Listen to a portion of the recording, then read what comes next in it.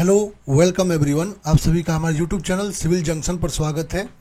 हम आप लोगों के लिए आरआरबी जेईई शिफ्ट 2 के लिए जितने भी आपके टेक्निकल के क्वेश्चंस थे, आपके सभी सब्जेक्ट वाइज जो है, जो कि हमारी सिविल की गोली की जो आपकी RRB JEE previous year question की जो बुक है, उसके सारे क्वेश्चंस को हम लोग देख रहे हैं। हम सब्जेक्ट वाइज एक एक चैप्टर को देखते जा रहे हैं। हम एक वीडियो में एक सब्जेक्ट को कवर अप करते हैं, जिसके द्वारा आपको जो है एक एनालिसिस हो जाता है कि आपके रेलवे ने कैसे कैसे क्वेश्चन आपको पूछ रखे हैं।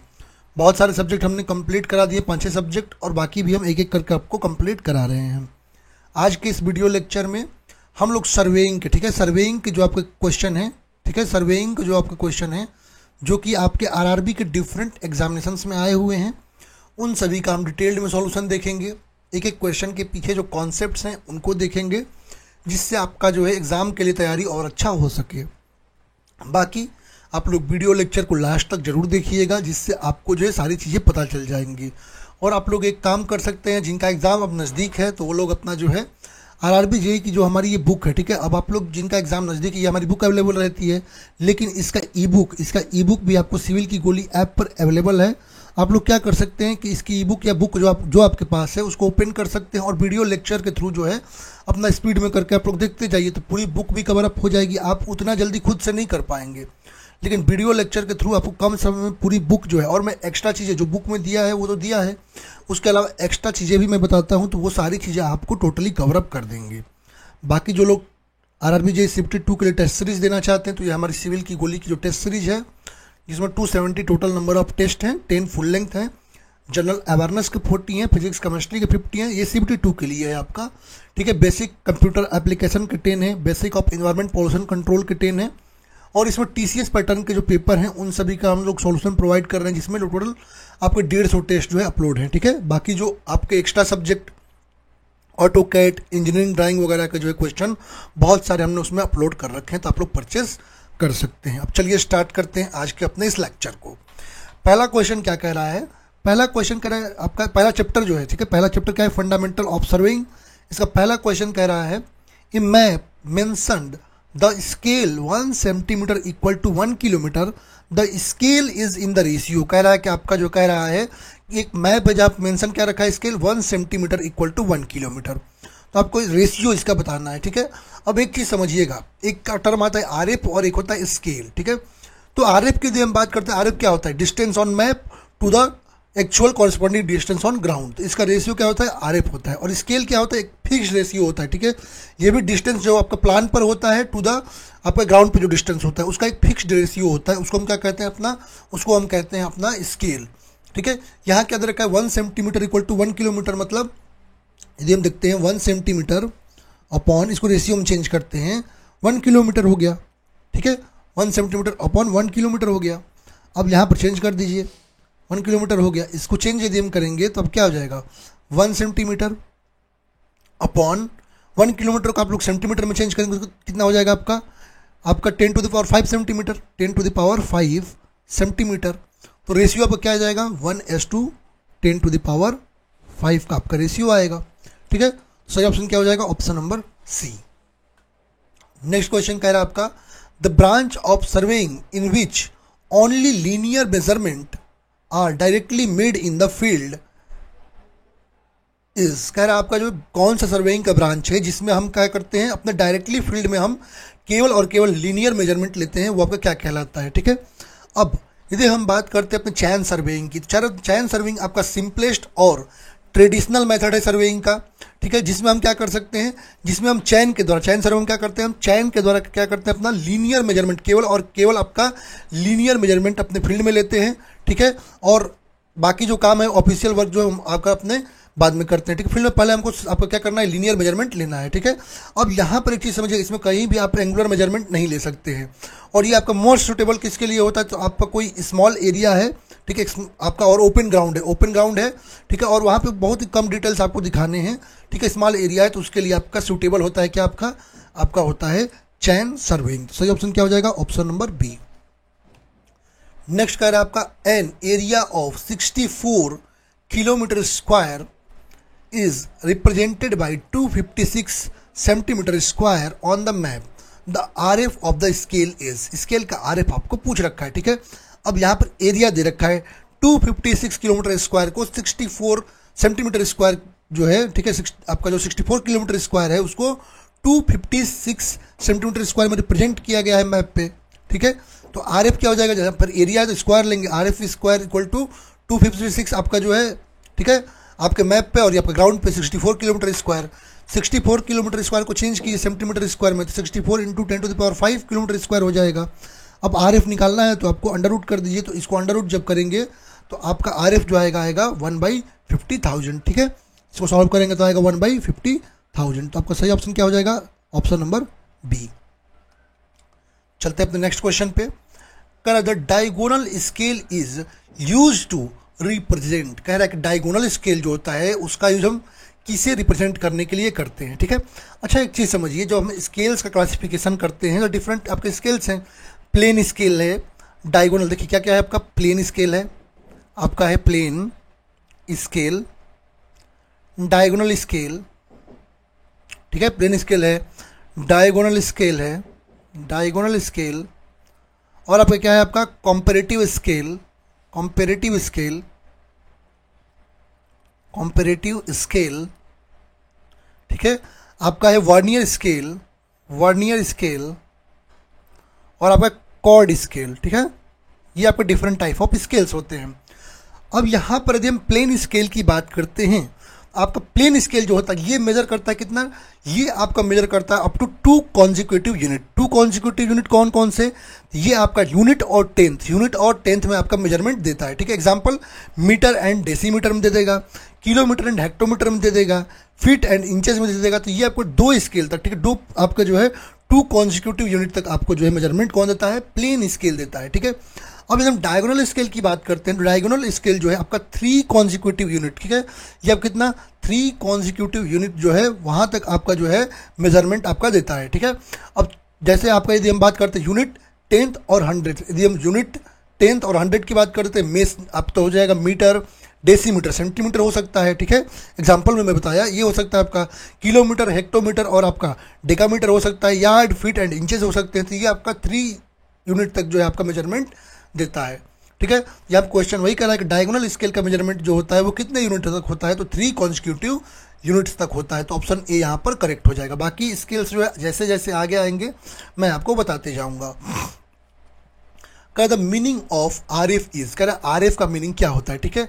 अब आर एफ की यदि मैं आपसे बात करता हूँ तो आर एफ क्या होता है, आर एफ आपका होता है रिप्रेजेंटेटिव फ्रैक्शन, ठीक है, जो कि एक न्यूमेरिकल रेशियो होता है, ठीक है, किसके किसके बीच, distance on map to the corresponding distance on the ground, मतलब map distance to the ground distance का ये रेशियो होता है, ठीक है। और रिप्रेजेंटेटिव फैक्ट, जैसे यहाँ पर एक इंजीनियर स्केल दे रखा है 1 सेंटीमीटर इक्वल टू 30 मीटर।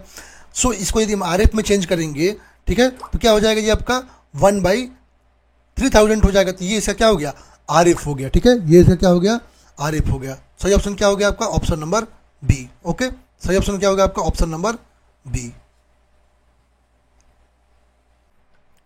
तो हमारा नेक्स्ट क्वेश्चन क्या कह रहा है, ठीक है, हमारा नेक्स्ट क्वेश्चन कह रहा है the representative fraction 1/2500 means that the scale 1 centimetre is equal to, कह रहा है कि आपका रिप्रेजेंटेटिव फ्रैक्शन दे रखा है कि आपका आर एफ 1/2500, कह रहा है कि 1 सेंटीमीटर इज इक्वल टू, ठीक है। अब यहाँ पर क्या दे रखा है 1/2500, ठीक है, मतलब यहाँ पर यदि हम बात करते हैं तो 1 मीटर में कितना सेंटीमीटर होता है, 100 सेंटीमीटर होता है, ठीक है। 25 मीटर की यदि हम बात करते हैं उसमें क्या होगा, 2500 सेंटीमीटर होता है, ठीक है। तो वही चेंज हो गया यहाँ पर, इसका मतलब यहाँ पर क्या होगा 1 सेंटीमीटर इक्वल टू 25 मीटर हो जाएगा, ठीक है। सही ऑप्शन सी हो जाएगा। नेक्स्ट क्वेश्चन कर आपका the R F of a scale is, कह रहा है कि आर एफ जो स्केल का होता है वो क्या होता है, ठीक है। आपका ग्रेटर देन 1 होता है, लेस देन 1 होता है, या इक्वल टू 1 होता है, या एनी ऑफ दीज हो सकता है, ठीक है।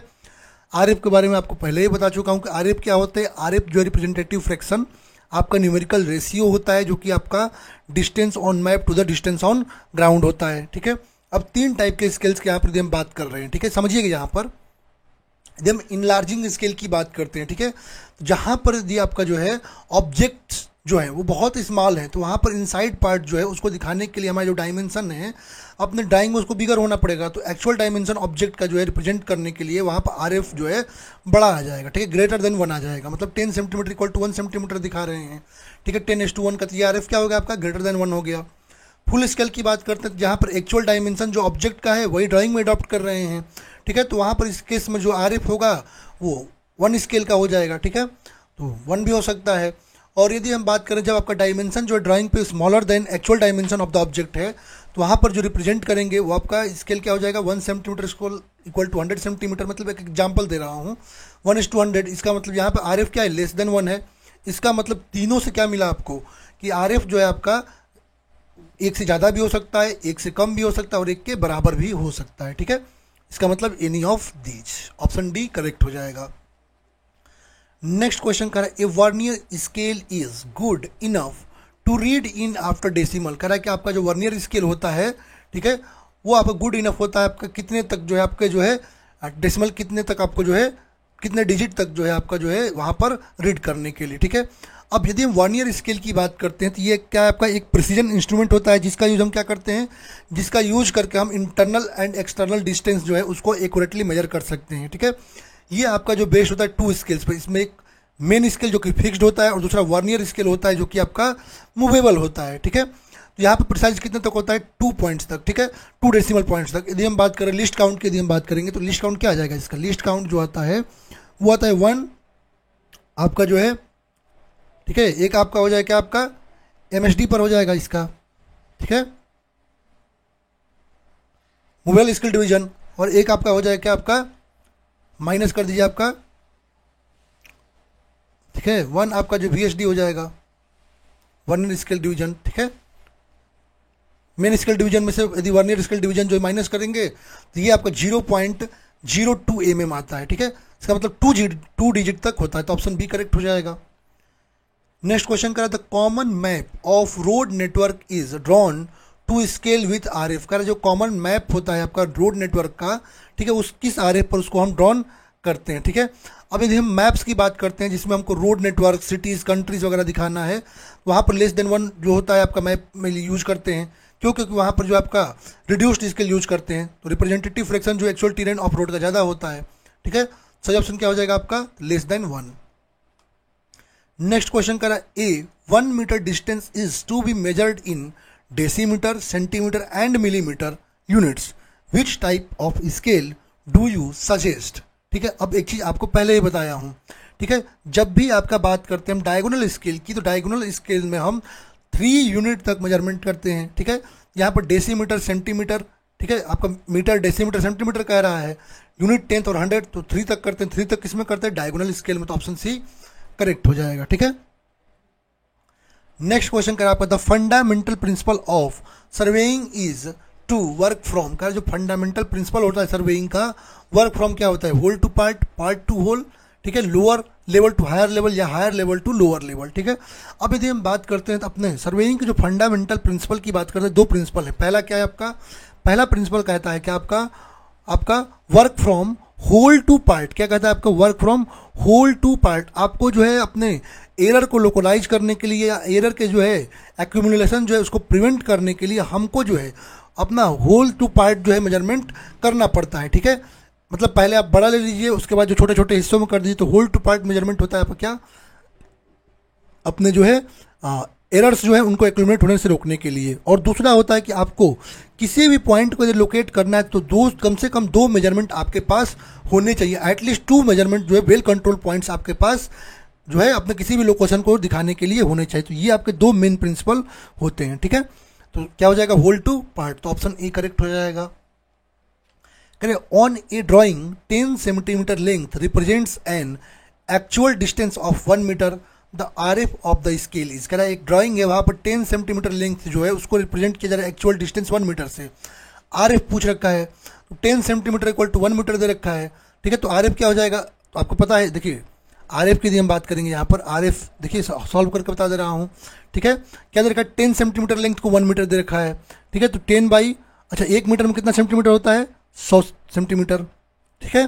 कितना हो जाएगा ये आपका 1/10 हो जाएगा। सही ऑप्शन सी हो जाएगा।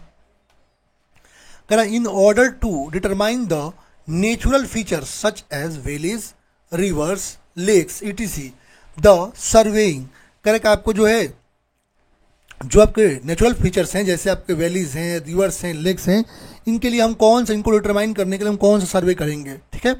अब there are different type of surveys जो कि डिफरेंट मेथड्स पे बेस हैं, जैसे इंस्ट्रूमेंट पर अलग हैं, आपके जो पर्पस पर अलग हैं, तो डिफरेंट क्लासिफिकेशन होता है, ठीक है। अब यहाँ पर यदि हम देखते हैं, यदि हम टोपोग्राफिकल सर्वे की, देखिए क्लासिफिकेशन ऑफ सर्वे की यदि हम बात कर रहे हैं बेस्ड ऑन पर्पस बात कर रहे हैं, ठीक है। पहला होता है टोपोग्राफिकल सर्वे, इसको किसके लिए करते हैं, इसको हम करते हैं अपने मैप पर जो है लैंड सरफेस, जैसे आपको टोपोग्राफिक सर्वे जो है उसके लिए करते हैं। इसमें टोपोग्राफिक सर्वे की यदि हम बात करते हैं तो अपने जो नेचुरल फीचर्स हैं, जैसे आपके रिवर्स हो गया, ठीक है, आपके जो है हिल्स हो गए, इन सबको दिखाने के लिए हम किसको करते हैं, टोपोग्राफिकल सर्वे। और यहाँ पर जो स्केल रेंज होता है 1:2000 25,000 से लेकर के 1:1 लाख तक होता है, ठीक है। एकदम हाइड्रोग्राफिक सर्वे की बात करते हैं, ये आपका जो वाटर बॉडीज़ के लिए करते हैं, जैसे मेराइन वगैरह के लिए सर्वे करते हैं। इंजीनियरिंग सर्वे की यदि हम बात करते हैं, अपना कंस्ट्रक्शन डिजाइन वगैरह जैसे रोड, रेलवेज वगैरह जो है उनके लिए रूट अलाइनमेंट वगैरह के लिए करते हैं। जियोलॉजिकल सर्वे की यदि हम बात कर रहे हैं तो ये आपका जो है डिफरेंट स्ट्रेटा जो है अर्थ की जो है उनके बारे में जियोलॉजिकल स्टडीज़ करनी है, तो उसके लिए हम जियोलॉजिकल सर्वे करते हैं। कैडास्ट्रल सर्वे की यदि हम बात करते हैं तो आपका जो है बाउंड्री वगैरह जो लीगल पर्पज़ है उसके लिए बाउंड्री डिफाइन करने के लिए अपने प्रॉपर्टीज़ का कैडास्ट्रल सर्वे करते हैं, ठीक है। ऐसे एस्ट्रोनॉमिक सर्वे की यदि हम बात करते हैं तो ये आपका एजुमूथ, लैटिट्यूड, लॉन्गिट्यूड, ये सबको जो है आपका हेवनली बॉडीज़ जो है उनके लिए जो सर्वे करते हैं उनको हम कहते हैं आपका एस्ट्रोनॉमिकल सर्वे।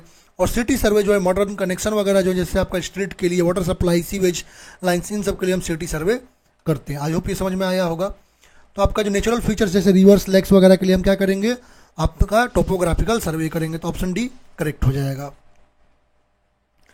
नेक्स्ट क्वेश्चन कह रहा है आपका हाइड्रोग्राफिक सर्वे डील्स विथ, कह रहा है जो हाइड्रोग्राफिक सर्वे जो होता है वो किससे डील करता है, तो ऊपर बता चुका हूं कि हाइड्रोग्राफिक सर्वे के लिए हम बात करते हैं तो ये स्पेशली डिजाइन किया जाता है किसके लिए, अपना ओशियन, सीज, रिवर या जो लार्ज वाटर बॉडीज हैं उनके चार्ट जो है उनको बनाने के लिए यूज किया जाता है, ठीक है। तो यहाँ से ऑप्शन क्या हो जाएगा, लार्ज वाटर बॉडीज। कह रहा है error due to improper zero adjustment is classified as, कह रहा है कि एरर ड्यू टू जो आपका इम्प्रॉपर जीरो एडजस्टमेंट है उसको किस में क्लासीफाई किया जाता है, ठीक है। अच्छा, एरर का यदि हम क्लासिफिकेशन की बात करते हैं दो प्रकार से करते हैं।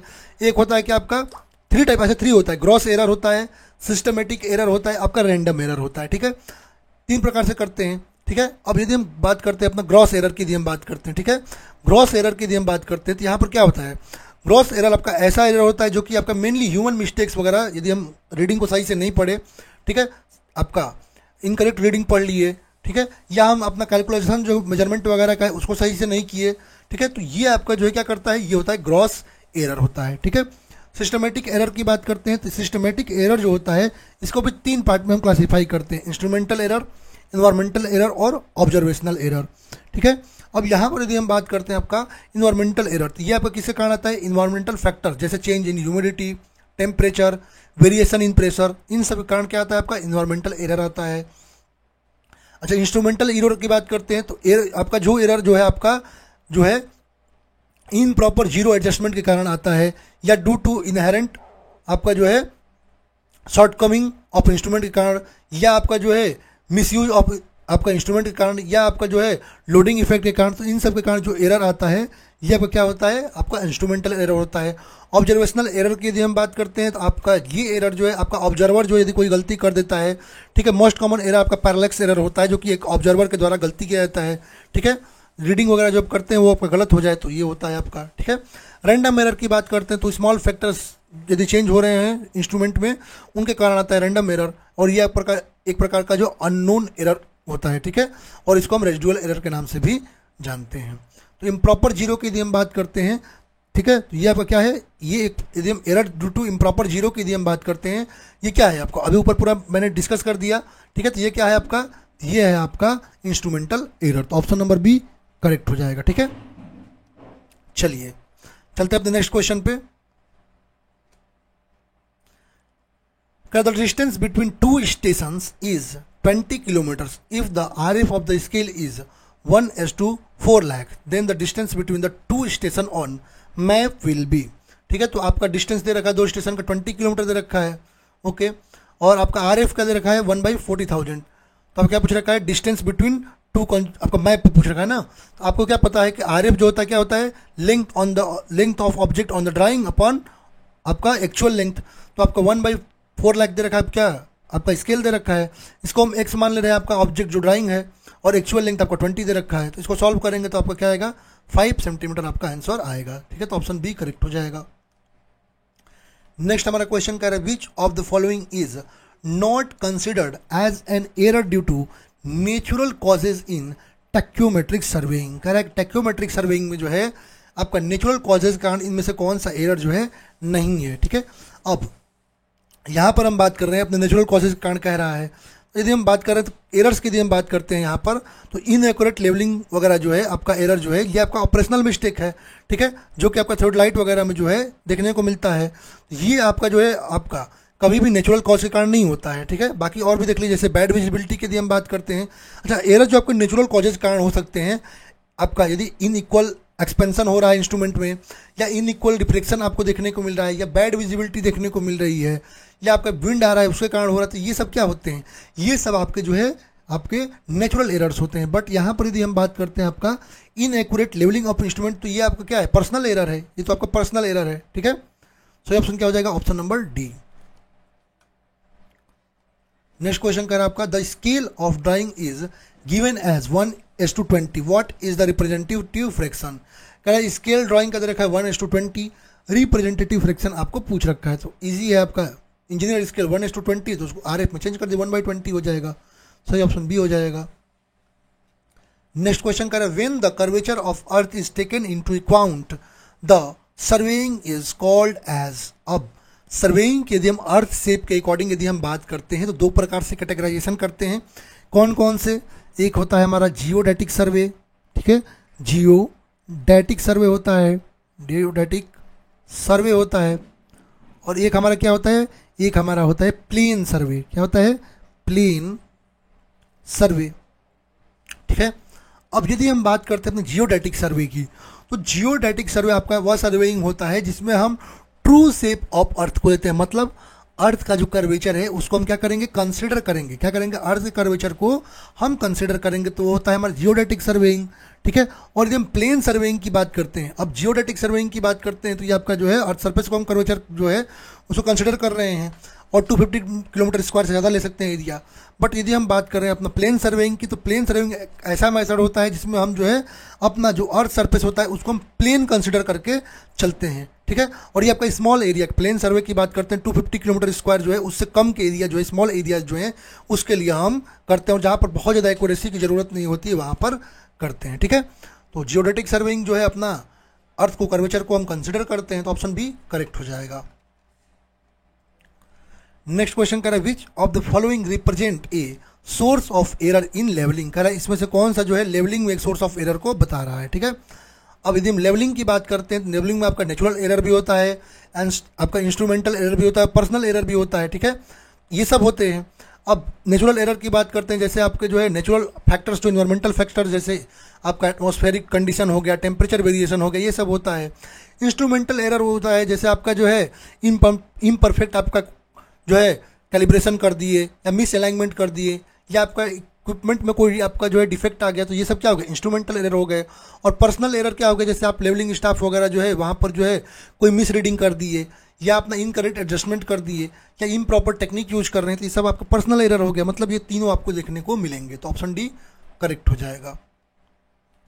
नेक्स्ट क्वेश्चन कर रहा है when 1 centimetre on map represent 10 metre on the ground the representative fraction of the scale is. कह रहा है यदि 1 सेंटीमीटर मैप पर जो है वो 10 मीटर आपके ग्राउंड पर बता रहा है, तो RF क्या हो जाएगा। ठीक है, तो आपका RF पता है क्या हो जाएगा, आपका RF क्या हो जाएगा 1/1 सेंटीमीटर बाई 10 मीटर। इसको चेंज कर दीजिए तो क्या हो जाएगा 1 बाई, इसको सेंटीमीटर में चेंज कर दीजिए तो कितना हो जाएगा 1000। ठीक है, सही ऑप्शन क्या हो गया आपका, option number D. Next question कह रहा है आपका द पर्पस ऑफ रिकॉग्निशन सर्वे। कह रहा है रिकॉग्निशन सर्वे का पर्पस क्या होता है। एक्चुअली रिकॉग्निशन सर्वे आपका सबसे पहला सर्वेइंग में हम लोग जो है मैप स्टडी की बात करते हैं। ठीक है, रिकॉग्निशन सर्वे आपका प्रिलिमिनरी सर्वे होता है जो कि परफॉर्म किया जाता है आपको किसके लिए, आपको रफ कॉस्ट जानने के लिए, आपका जहाँ पर सर्वेइंग करना है उस एरिया के बारे में जानकारी जो है लेने के लिए हम रिकॉग्निशन सर्वे करते हैं, ठीक है। Determine technical feasibility of the line, तो उसके लिए हम करते हैं क्या, आपका जो है रिकॉग्निशन सर्वे, ठीक है।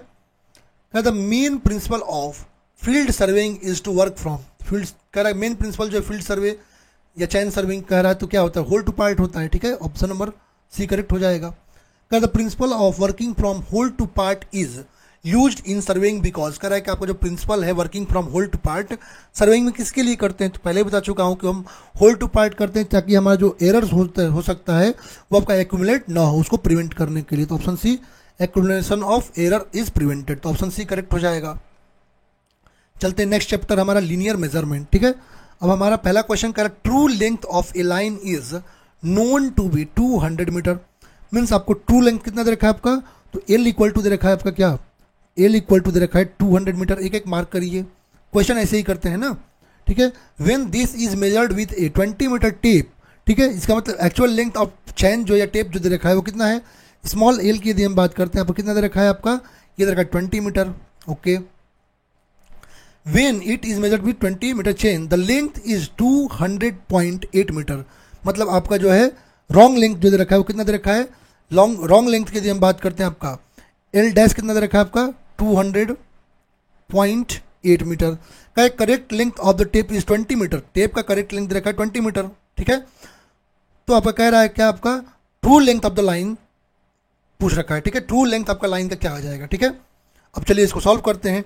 तो true length of the line क्या हो जाएगा, true length of the line की हम बात करते हैं, true length of the line, ठीक है,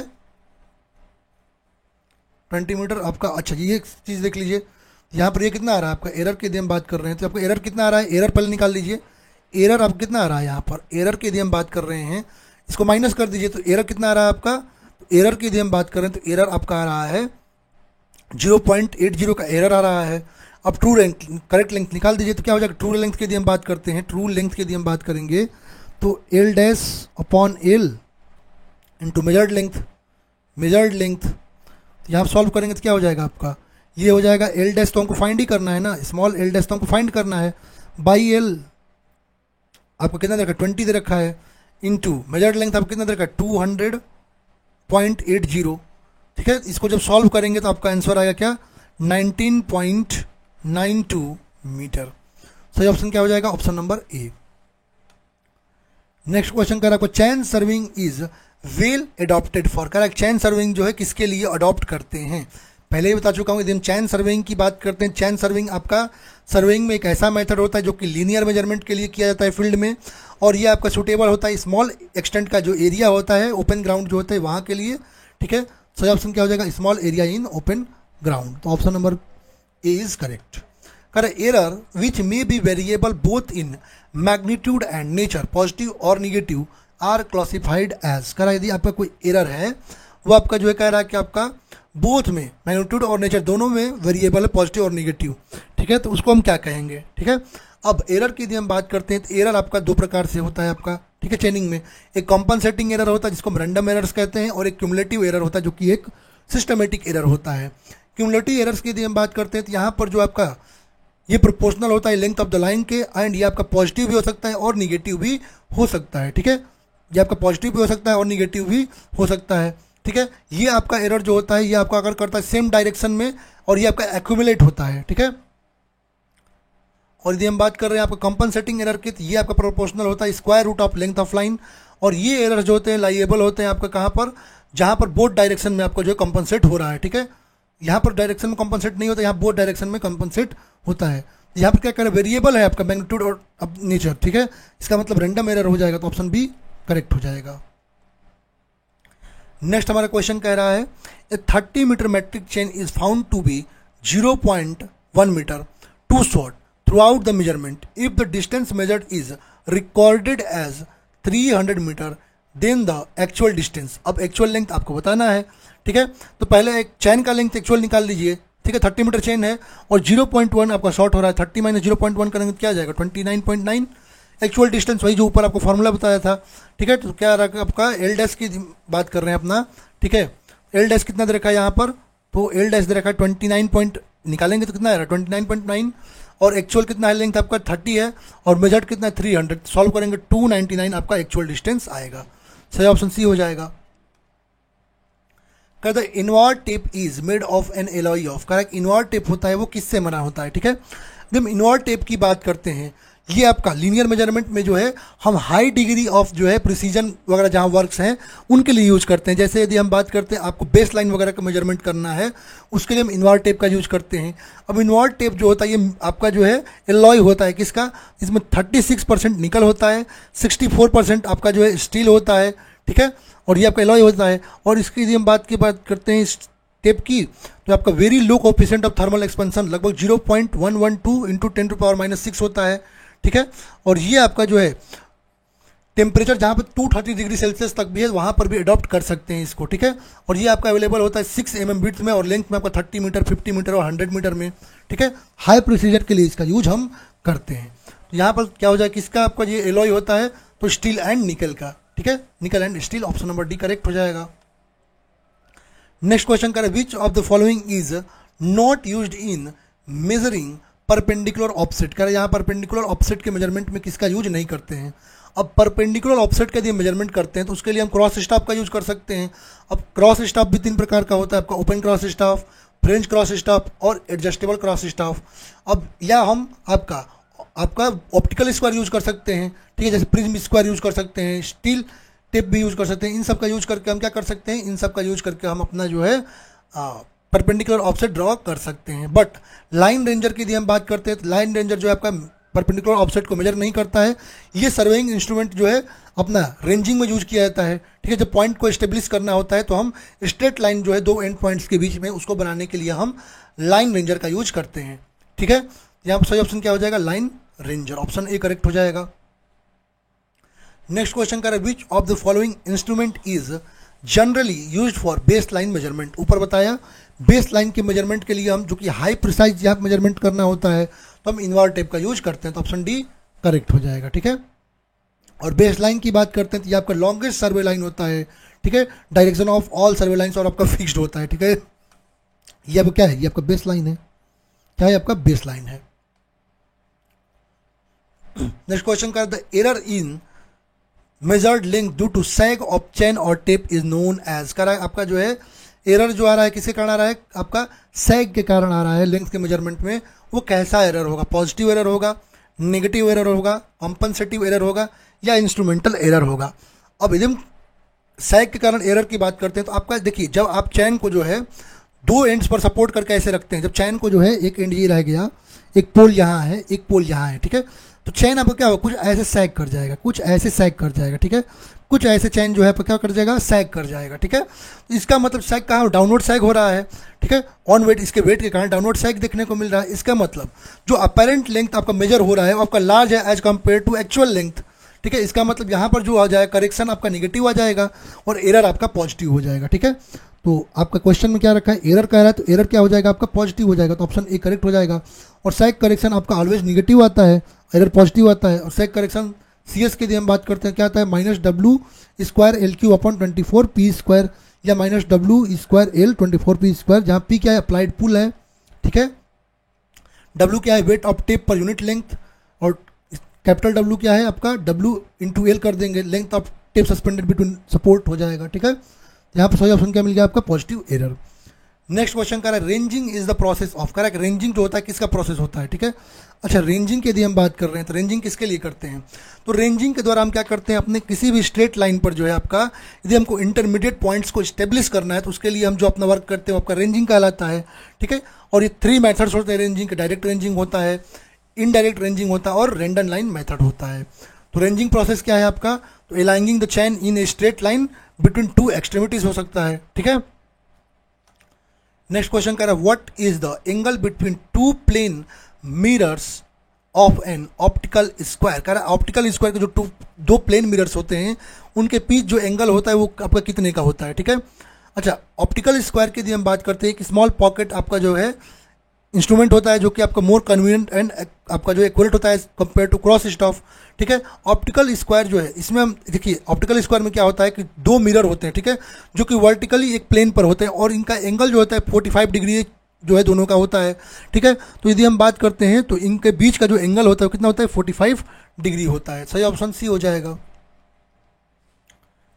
नेक्स्ट क्वेश्चन करें, विच of the following tape is least affected by temperature changes and is highly precise, कह रहा है इनमें से कौन सा टेप है जो कि लीस्ट इफेक्ट होता है आपका टेम्परेचर चेंजेस से और हाईली प्रिसाइज होता है। ऊपर पूरा डिटेल में बता चुका हूँ। इन्वर्ट टेप की यदि हम बात करते हैं, इन्वर्ट टेप आपका हाईली प्रिसाइज होता है, इसलिए हम बेसलाइन मेजरमेंट कर रहे हैं और यहाँ पर टेम्परेचर चेंजेस से बहुत ज़्यादा इंपैक्ट इस पर नहीं पड़ता है। सही ऑप्शन क्या होगा आपका? Invert tape. Option number D correct हो जाएगा।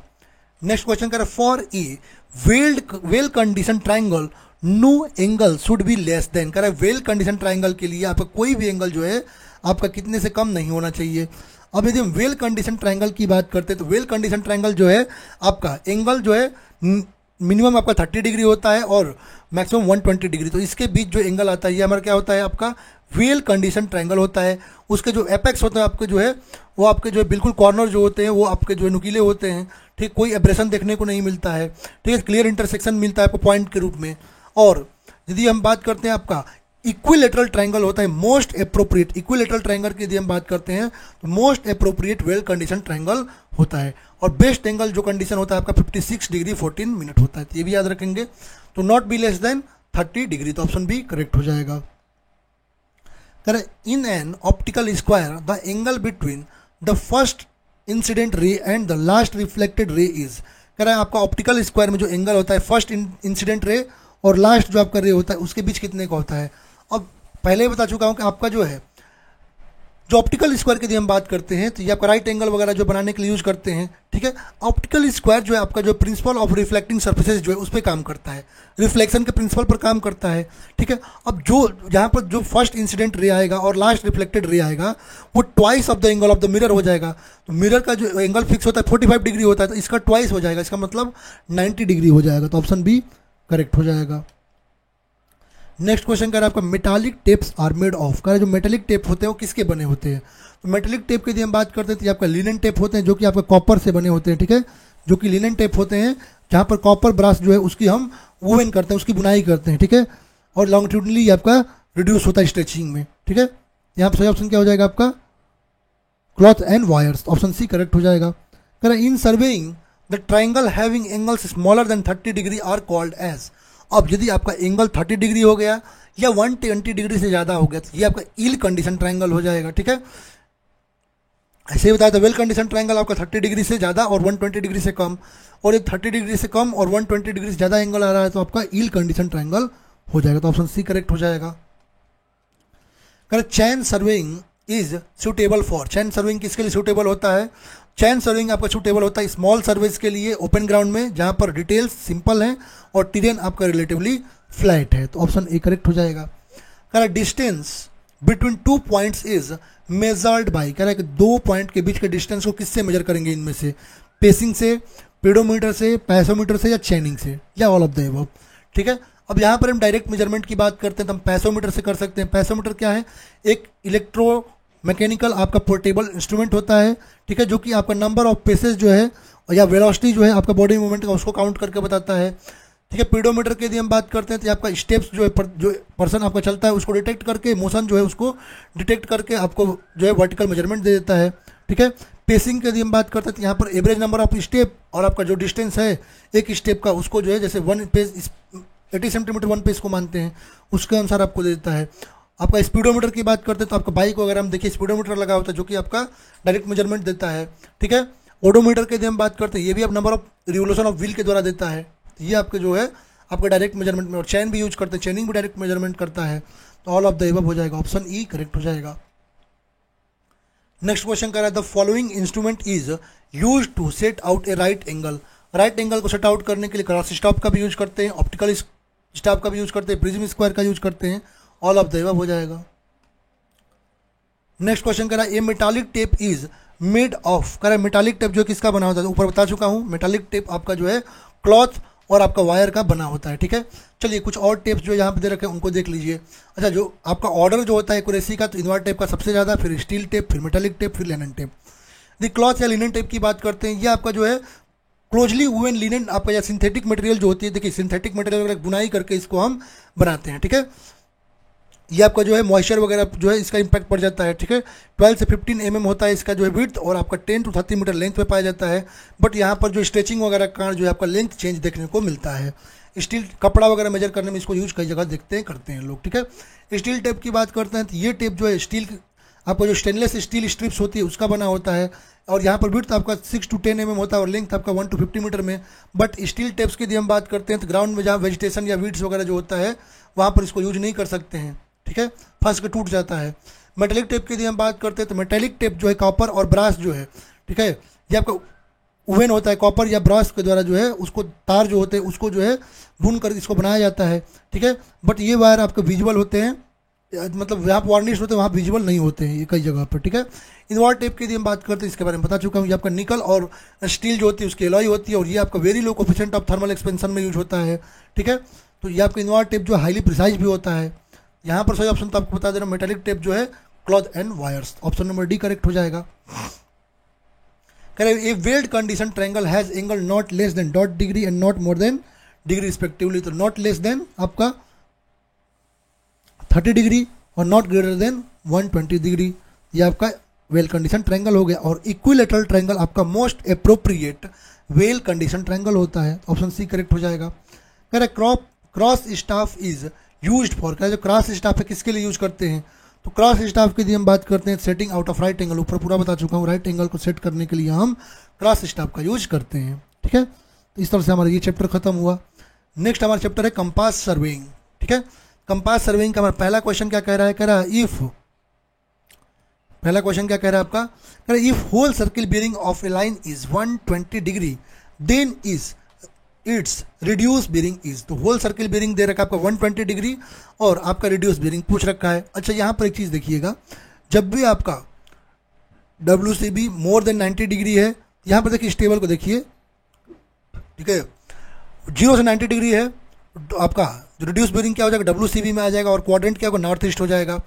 90 डिग्री से 180 डिग्री है तो क्या लेंगे आपका RB 180 माइनस WCB, आप लोग फिगर से भी देख सकते हैं ना, ये देखिए, ठीक है, नॉर्थ हो गया, साउथ हो गया, ईस्ट हो गया, और ये आपका वेस्ट हो गया। ये फर्स्ट क्वाड्रेंट हो गया, ये आपका सेकंड क्वाड्रेंट हो गया, ठीक है, ये आपका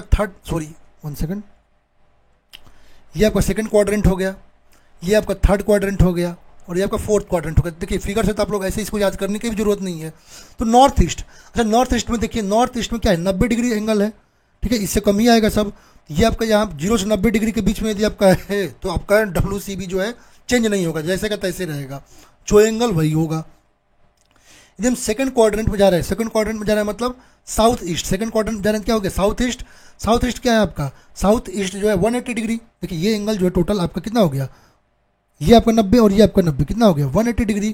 तो आपका कितना लेंगे, तो यदि आपका WCB में कन्वर्ट करना है, मतलब RB में कन्वर्ट करना है तो 180 डिग्री में से आपका WCB माइनस कर दीजिए, ठीक है। ऐसे ही थर्ड क्वाड्रेंट में आए तो कितना होगा 270 डिग्री, 270 डिग्री कितना हो गया, साउथ वेस्ट हो गया।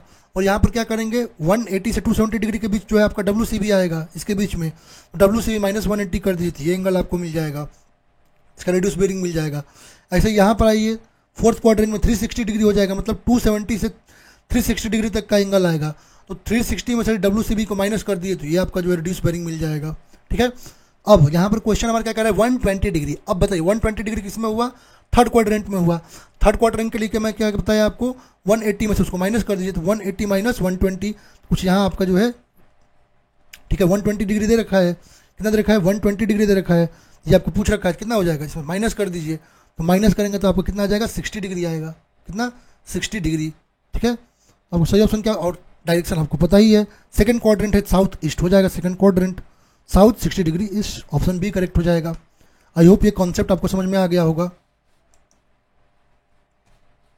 ठीक है। 1 सेकेंड, चलते नेक्स्ट क्वेश्चन पे। क्या the reduce bearing of a line is north 87 degree west, its whole circle bearing is, चलिए इसी समझिए, आप फिगर से ही समझिए, क्या दे रखा है आपका north 87 degree waste, north south, ठीक है, ईस्ट, और ये आपका क्या है वेस्ट। नॉर्थ 87 डिग्री वेस्ट किस में आया, ये आपका एंगल इसमें आया, इसमें आया ये एंगल, ठीक है, किसमें फोर्थ क्वाड्रेंट में। फोर्थ क्वाड्रेंट का रूल क्या कहता है, 360 में से माइनस कर दीजिए, 360 में से यदि आप जो है यहाँ पर माइनस करेंगे 60 डिग्री कितना आ जाएगा आपका, सॉरी 87 डिग्री रखा है, 87 डिग्री माइनस कीजिए, ये एंगल कितना बचेगा, 87 डिग्री जब माइनस करेंगे 273 डिग्री आ जाएगा, तो ऑप्शन सी यहाँ पर करेक्ट हो जाएगा। नेक्स्ट क्वेश्चन कह रहा है आपका the bearing of line in the direction of the progress of the survey is called as. कह रहा है आपका बियरिंग लाइन का जो है direction of progress of survey line है, उसको हम क्या कहेंगे, ठीक है। अब यदि हम बात करते हैं आपका जो है फोर बियरिंग की, यदि हम बात करते हैं फोर बियरिंग क्या होता है, किसी बियरिंग का जो है फोर बियरिंग की यदि मैं बात करता हूँ, फोर बियरिंग क्या होता है आपका bearing of line in the direction of progress of survey, survey line के प्रोग्रेस के डायरेक्शन में जो है आपका जो बियरिंग होता है वो क्या होता है फोर बियरिंग, और उसके प्रोग्रेस लाइन को जो है यदि ऑपोजिट डायरेक्शन में होगा उसको क्या कहेंगे बैक बियरिंग कहेंगे, ठीक है। फोर बियरिंग इक्वल टू क्या होता है आपका back bearing plus minus 180 degree. इसके बारे में आगे मैं बताऊंगा पूरा। यहाँ सही ऑप्शन क्या हो जाएगा आपका प्रोग्रेस लाइन में है तो क्या हो जाएगा fore bearing, option A correct हो जाएगा।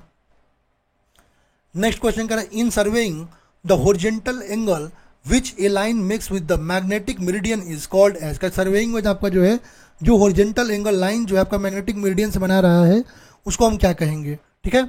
अब यदि हम बात करें मैग्नेटिक बियरिंग की, मैग्नेटिक बियरिंग क्या होता है आपका हॉरिजॉन्टल एंगल होता है जो कि मेजर किया जाता है किससे मैग्नेटिक नॉर्थ से, ठीक है, और क्लॉकवाइज डायरेक्शन में। ये आपको डिटरमाइन किया जाता है आपका प्रिज्मेटिक एस्ट्रोनॉमिकल ऑब्जर्वेशन से, ठीक है। ये आपका चेंज होता है मैग्नेटिक पोल्स जो है वगैरह जो है यदि फिक्स पोजीशन में नहीं है तो वहाँ चेंज होता है, क्या हो जाएगा magnetic bearing, option A correct हो जाएगा। नेक्स्ट कह रहा है आपको the needle of a magnetic compass is generally supported on a. कह रहा है जो मैग्नेटिक कंपास जो है उसका नीडल जो है जनरली किस पर सपोर्ट होता है, कंपास नीडल की यदि हम बात करते हैं, ठीक है, तो ये आपका एक क्या होता है एक आपका जो है सिलेंडर सिमेट्रिकल बार होता है जो कि आपका मैग्नेटाइज होता है स्टील का या आयरन का, और ये आपको एक कोनिकल जेवल बियरिंग जो होती है उस पर सपोर्ट करके रखा होता है, ठीक है। सही ऑप्शन क्या हो जाएगा जेवल बियरिंग, तो ऑप्शन नंबर डी करेक्ट हो जाएगा। नेक्स्ट क्वेश्चन करें what is the magnetic declination at a place if the magnetic bearing of the sun at noon is 184 degree.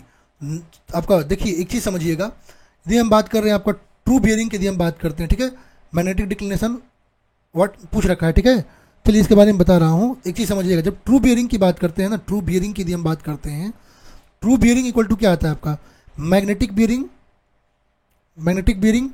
Plus minus declination, plus minus declination, ठीक है।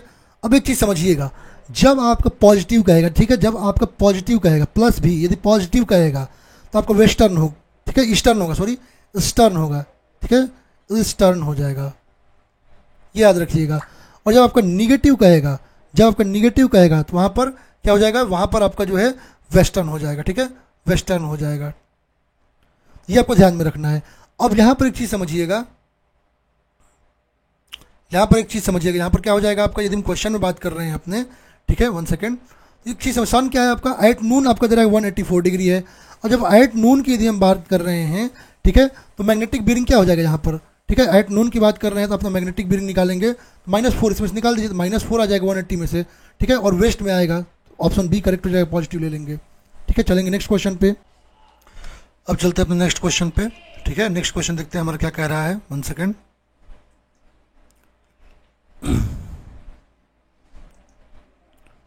ठीक है। Next question हमारा क्या कह रहा है, क्वेश्चन नंबर 7 कह रहा है आपका the smaller horizontal angle between the true meridian and a survey line is known as. कह रहा है आपका जो स्मॉलर हॉरिजॉन्टल एंगल होता है जो कि आपका ट्रू मेरिडियन और सर्वे लाइन के बीच में होता है उसको क्या कहते हैं, ठीक है।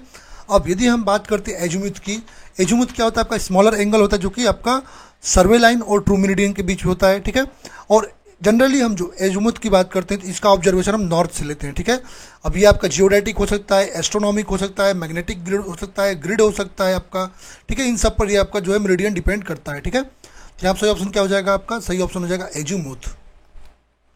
नेक्स्ट क्वेश्चन का है the zero of the graduated circle of A prismatic compass is located at. कह रहा है कि आपका जो प्रिज्मेटिक कंपास होता है उसमें जो जीरो होता है आपका जो है वो कहाँ पर लोकेट होता है, ठीक है।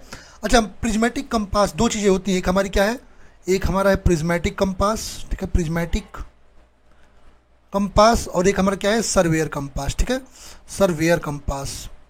अब हम यदि प्रिज्मेटिक कंपास की बात करते हैं तो प्रिज्मेटिक कंपास में हम क्या यूज करते हैं, हम यहाँ पर ब्रॉड नीडल का यूज करते हैं, ब्रॉड टाइप नीडल जो होती है उसको यूज करते हैं, क्या करते हैं इसमें ब्रॉड टाइप नीडल का यूज करते हैं, याद रखिएगा ये सब इंपॉर्टेंट है, ब्रॉड टाइप का, ठीक है। और सर्वेयर कंपास की यदि हम बात करते हैं तो यहाँ पर हम जो एज बार टाइप जो क्या करते हैं, एज बार टाइप जो है नीडल का यूज करते हैं। 1 सेकेंड, एज बार टाइप जो है अपना निडल उसको यूज करते हैं, ठीक है। अच्छा, यहाँ पर यदि हम बात करते हैं तो होल सर्किल बियरिंग, यहाँ पर जो आपका जो है मेजरमेंट होता है किसमें होता है बियरिंग, WCB में, ठीक है, WCB में, प्रिज्मेटिक में। सर्वेयर की बात करते हैं किसमें होता है आपका क्वाड्रेंटल बियरिंग सिस्टम में होता है, ठीक है, क्वाड्रेंटल बियरिंग सिस्टम में होता है, ठीक है। अब यहाँ पर यदि हम बात करते हैं तो यहाँ पर ट्राइपॉड की बात करते हैं तो यहाँ पर ट्राइपॉड की जरूरत नहीं होती है, ट्राइपॉड नॉट एसेंशियल, ठीक है। यहाँ पर ट्राइपॉड की यदि हम बात करते हैं, यहाँ पर ट्राइपॉड की जरूरत नहीं होती है। बट इन सर्वेयर कंपास की बात करते हैं तो वहाँ पर ट्राइपॉड क्या होता है आपका एसेंशियल होता है, ट्राइपॉड क्या होता है यहाँ पर एसेंशियल होता है, यहाँ पर ट्राइपॉड जो है एसेंशियल होता है, ठीक है। अब यहाँ पर एक चीज़ समझिएगा, इसको हम WCB में यूज कर रहे हैं, हम प्रिज्मेटिक कंपास के यदि हम बात करें WCB में कर रहे हैं, WCB में यदि हम बात कर रहे हैं तो जो कंपास के लिए यदि हम बात कर रहे हैं होल सर्किल बियरिंग में, तब क्या हो जाएगा, तो ग्रेजुएशन जो होगा आपका वो अब क्या हो जाएगा, तो साउथ एंड पर, ठीक है, 0 जो होगा साउथ एंड पर 0 हो जाएगा, यहाँ पर 270 हो जाएगा आपका ईस्ट में, 180 हो जाएगा नॉर्थ में और वेस्ट में 90, ठीक है। बट यहाँ पर यदि हम बात कर रहे हैं तो आपका 0 से 90 तक ही यूज करेंगे, ठीक है। तो यहाँ पर जो है यूज कर रहे हैं, यहाँ सही को ऑप्शन क्या हो जाएगा, साउथ एंड पर आपका 0 मार्क होगा, ठीक है। तो ये आपका इंपॉर्टेंट था, आप लोगों को पता चल गया, ठीक है। और यदि यहाँ पर यदि हम बात करते हैं अपना, ठीक है, यहाँ पर 0 साउथ एंड पर मार्क हो गया आपका, सही ऑप्शन क्या मिल गया आपका, सही ऑप्शन मिल गया आपका ऑप्शन नंबर सी। चलते हैं नेक्स्ट क्वेश्चन पे। नेक्स्ट क्वेश्चन का local attraction in compass surveying में एग्जिस्ट ड्यू टू, कह रहा है कंपास सर्वेइंग में जो लोकल आपका जो है अट्रैक्शन की बात कर रहा है, आपको किसके कारण होता है। यदि हम कंपास सर्वेइंग की बात कर रहे हैं तो वहाँ पर लोकल अट्रैक्शन जो होता है आपका मैग्नेटिक लीडियल होती है, जो यदि मान लीजिए वहाँ का उसके आसपास कोई लोकल मैग्नेटिक फील्ड है, ठीक है, other than earth magnetic field, कोई भी लोकल मैग्नेटिक फील्ड है, ठीक है, जैसे कोई आपका जो है मैग्नेटिक सब्सटेंस उसके आसपास है, तो वहाँ पर जो इनएक्यूरेट आपको रीडिंग देखने को मिलेगी, जैसे पार्किंग वायर हो गया, आपका बेल्ट हो गया, पेन हो गया, ये सब है, तो वहाँ पर जो है आपको इनकरेक्ट लेवलिंग देखने को मिलेगी, ठीक है। तो वही आपका लोकल अट्रैक्शन होता है। तो लोकल अट्रैक्शन क्या है, presence of magnetic substance near the instrument, option number C correct हो जाएगा, ठीक है। नेक्स्ट क्वेश्चन का the horizontal angle between the true meridian and the magnetic meridian is, अब कह रहा है आपका ट्रू मेरिडियन और मैग्नेटिक मेरिडियन के बीच का जो हॉरिजॉन्टल एंगल होता है उसको क्या कहते हैं। ये भी आपको पता है कि आपका जो ट्रू मेरिडियन और मैग्नेटिक मेरिडियन जो है उसके बीच का जो हॉरिजॉन्टल एंगल होता है उसको हम क्या कहते हैं, डेक्लिनेशन कहते हैं। क्या कहते हैं उसको, डेक्लिनेशन, या कई जगह उसको मैग्नेटिक डेक्लिनेशन कहते हैं, ठीक है। ये है हमारा मैग्नेटिक डेक्लिनेशन, ठीक है। यहाँ सही ऑप्शन क्या हो जाएगा आपका डेक्लिनेशन, तो ऑप्शन बी करेक्ट हो जाएगा। अब हमारा नेक्स्ट चैप्टर आपका chapter number 4 theodolite and tacheometry. पहला क्वेश्चन क्या कह रहा है आपका, कह रहा है theodolite is an instrument use for, कह रहा है थ्रोडलाइट जो है आपका इंस्ट्रूमेंट है जिसका यूज हम किसके लिए करते हैं। अब यदि हम थ्रोडलाइट की बात करते हैं तो ये एक प्रकार का आपका ऑप्टिकल इंस्ट्रूमेंट होता है जिसका यूज क्या है, तो ये आपका एंगल मेजर करने के लिए काम आता है आपका जो है हॉरिजॉन्टल और वर्टिकल प्लेन्स में, दोनों में, हॉरिजॉन्टल प्लेन्स में और वर्टिकल प्लेन्स में। इससे हम क्या करते हैं, एंगल का मेजरमेंट करते हैं, ठीक है। और ये आपका जो मूवेबल टेलीस्कोप जो है उसको उसका बना होता है, मूवेबल का यहाँ पर जो है मूवेबल आपका टेलीस्कोप होता है जो कि माउंटेड होता है एक rotating horizontal and vertical axis के ऊपर, जहाँ पर एंगुलर रीडिंग्स जो है आपकी प्रोवाइड की जाती हैं। अब यदि हम थ्रोडलाइट की बात करते हैं तो ये भी दो प्रकार का होता है, एक होता है आपका ट्रांजिट थ्रोडलाइट और एक होता है नॉन ट्रांजिट थ्रोडलाइट। यदि हम ट्रांजिट थ्रोडलाइट की बात करते हैं तो यहाँ पर क्या होता है, यहाँ पर जो थ्रोडलाइट होता है, ठीक है, वहाँ पर टेलीस्कोप क्या होता है, ट्रांजिट होता है, इसका मतलब रिवॉल्व होता है आपका जो है वहाँ पर रिवॉल्विंग होता है हॉरिजॉन्टल एक्सिस में, ठीक है, वर्टिकल प्लेन में हॉरिजॉन्टल एक्सिस में आपका रिवॉल्व होता है, घूमता है, तो होता है ट्रांजिट थ्रोडलाइट। नॉन ट्रांजिट थ्रोडलाइट की यदि हम बात करते हैं तो नॉन ट्रांजिट थ्रोडलाइट में जो है आपका रोटेशन अलाउड नहीं होता है, ठीक है। यहाँ पर सही ऑप्शन क्या हो जाएगा आपका, तो आपका थ्रोडलाइट की यदि हम बात करते हैं इसको किसके लिए यूज़ करते हैं, थ्रोडलाइट का यूज़ हम किसके लिए करते हैं, तो डिफरेंट, अब देखिए थ्रोडलाइट की यदि हम बात करते हैं तो डिफरेंट यूज है थ्रोडलाइट का, ठीक है। जैसे आपका हॉरिजॉन्टल और वर्टिकल एंगल को मेजर करने में करते हैं, किसी लाइन पर जो है किसी पॉइंट को लोकेट करना है उसके लिए यूज करते हैं, आपका डिफरेंस ऑफ लेवल जो है उसके लिए करते हैं, आपका रेंजिंग कर्व्स के लिए कर सकते हैं, आपका ग्रेड के सेट आउट के लिए कर सकते हैं आपका, और टेक्योमेट्रिक सर्वे में भी इसका यूज कर सकते हैं। तो डिफरेंट ये इसके यूजेस हैं। यहाँ पर सही ऑप्शन क्या हो जाएगा, measurement of both horizontal and vertical angles. Next हमारा क्वेश्चन क्या कह रहा है आपका, in an internal focusing type of telescope the lens provided is, कह रहा आपका इंटरनल फोकसिंग टाइप का ये टेलीस्कोप है तो वहाँ पर लेंस कौन सा प्रोवाइड करते हैं, ठीक है। यदि आपका इंटरनल फोकसिंग टेलीस्कोप होता है, जो इंटरनल फोकसिंग टेलीस्कोप की यदि हम बात करते हैं तो वहाँ पर जो हमारा लेंस प्रोवाइड करते हैं वो हमारा लेंस कौन सा होता है, तो वो हमारा होता है कॉनकेव लेंस, ठीक है। कौन सा लेंस, कॉनकेव लेंस हम प्रोवाइड करते हैं, ठीक है। अब ये क्या करता है आपका, इसका जो मूवमेंट होता है लेंस का जो शॉर्ट ट्यूब पर माउंट किया जाता है तो ये आपको फोकसिंग करने का काम आता है, ठीक है। सही ऑप्शन क्या हो जाएगा, कॉनकेव लेंस। नेक्स्ट क्वेश्चन कर आपका the line joining the intersection of the cross hairs to the optical centre of the object class and its continuation is called as. कर आपका लाइन जो है आपका इंटरसेक्शन जो आपका क्रॉस हेयर्स का है और ऑप्टिकल सेंटर जो है ऑब्जेक्ट ग्लास का, उसको यदि कॉन्टिन्यूएशन में आपका जो ज्वाइन कर रहा है उसको हम क्या कहते हैं, ठीक है। यदि हम लाइन ऑफ कोलिमेशन की यदि हम बात करते हैं तो लाइन ऑफ कोलिमेशन क्या होता है, तो लाइन ऑफ कोलिमेशन एक इमेजिनरी लाइन होता है जो कि पास करता है कहाँ से, आपका इंटरसेक्शन ऑफ क्रॉस हेयर और आपका optical centre of the object से होकर पास करता है, ठीक है। और यदि हम साइटिंग जब किसी पॉइंट की करते हैं और लाइन ऑफ साइट जो होता है आपका हॉरिजॉन्टल के साथ होता है, तब उसको हम क्या कहते हैं, लाइन ऑफ कोलिमेशन कहते हैं, ठीक है। यहाँ से ऑप्शन क्या हो जाएगा, line of collimation. Next question का which of the following is not a permanent adjustment in the telescope. कह रहा है कि यहाँ पर जो कौन सा टेलीस्कोप में जो है एक परमानेंट आपका जो है एडजस्टमेंट नहीं होता है, ठीक है। अब यदि हम एडजस्टमेंट्स की बात करते हैं तो आपका दो प्रकार से, एक परमानेंट और एक टेम्प्रोरी। यदि हम थर्ड लाइट में अपने टेम्प्रोरी एडजस्टमेंट की बात करते हैं, सेटिंग होता है, उसके बाद centring, levelling, focusing of eye piece, focusing of object, ठीक है। ऑर्डर में बता रहा हूँ पूरा, ये ऑर्डर भी याद रखना है आपको। और परमानेंट एडजस्टमेंट की बात करते हैं, plate level test, cross hair ring, collimation in azimuth test, spiral test, bubble tube adjustment, ये सारी चीज़ें आपकी होती है परमानेंट में। तो यदि हम यहाँ बात कर रहे हैं कौन सा आपका परमानेंट नहीं है, तो एलिमिनेशन ऑफ पैरालैक्स की यदि हम बात करते हैं तो ये आपका जो है, ठीक है, एलिमिनेशन ऑफ पैरालैक्स की बात करते हैं तो आपका परमानेंट में नहीं आता है, ठीक है। तो ऑप्शन नंबर डी करेक्ट हो जाएगा। चलते नेक्स्ट क्वेश्चन पे। कह theodolite is an instrument used for measurement of. कह थियोडोलाइट जो इंस्ट्रूमेंट है जिसका यूज हम किसके मेजरमेंट में करते हैं, तो ऊपर पहले ही बता चुका हूँ, ठीक है, कि थियोडोलाइट जो है उसका हम यूज जो है किसके लिए करते हैं, तो अपना हॉरिजॉन्टल और वर्टिकल एंगल्स या बियरिंग्स तीनों को मेजरमेंट में करते हैं, तो all of the above. Next question कर रहा है which of the following can not be done with the help of theodolite in surveying. कर इनमें से जो है थियोडोलाइट जो सर्वेइंग में है उसके द्वारा जो है हम थियोडोलाइट में क्या उस सर्वेइंग में जो है इसके हेल्प से नहीं कर सकते, थियोडोलाइट के हेल्प से, ठीक है। तो थियोडोलाइट की बात करते हैं, ऊपर बता चुका हूँ कि आपका मोस्ट प्रिसाइज इंस्ट्रूमेंट होता है आपका हॉरिजॉन्टल एंड वर्टिकल एंगल्स के मेजरमेंट के लिए या आपका जो है बियरिंग्स के लिए। बट इसके द्वारा हम और भी चीज़ें बताया था, सेटिंग आउट ऑफ कर्व कर सकते हैं, ग्रेड्स को स्टेब्लिश कर सकते हैं, ठीक है। बट इसके द्वारा हम किसी भी ग्राउंड का जो एरिया मेजरमेंट नहीं कर सकते हैं, तो ऑप्शन ए करेक्ट हो जाएगा। नेक्स्ट क्वेश्चन कर आपका theodolite is an instrument use for, फिर वही क्वेश्चन है आपका measurement of both horizontal and vertical angle, तो ऑप्शन डी करेक्ट हो जाएगा। नेक्स्ट क्वेश्चन कर in a theodolite the line passing through the intersection of horizontal and vertical cross hairs and optical centre of the object glass and its continuation, ये ऊपर बता चुका हूँ, इसमें दोबारा क्वेश्चन आ गया है।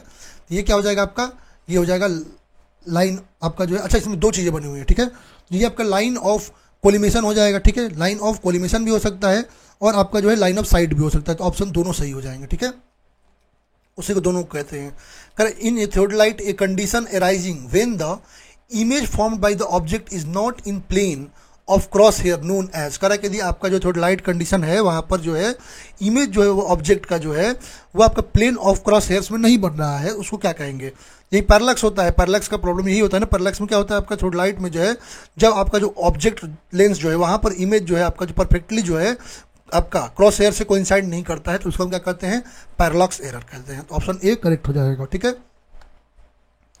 नेक्स्ट क्वेश्चन कर which of the following in theodolite work is imperfect adjustment for the instrument. कह रहा है थियोडोलाइट वर्क में यहाँ पर इंस्ट्रूमेंट्स के लिए कौन सा इम्परफेक्ट एडजस्टमेंट है, ठीक है। तो आपको टेम्प्रोरी एडजस्टमेंट की बात करते हैं तो आपका सेटिंग हो गया, सेंटरिंग हो गया, levelling, focusing of eye piece, focusing of object, ठीक है।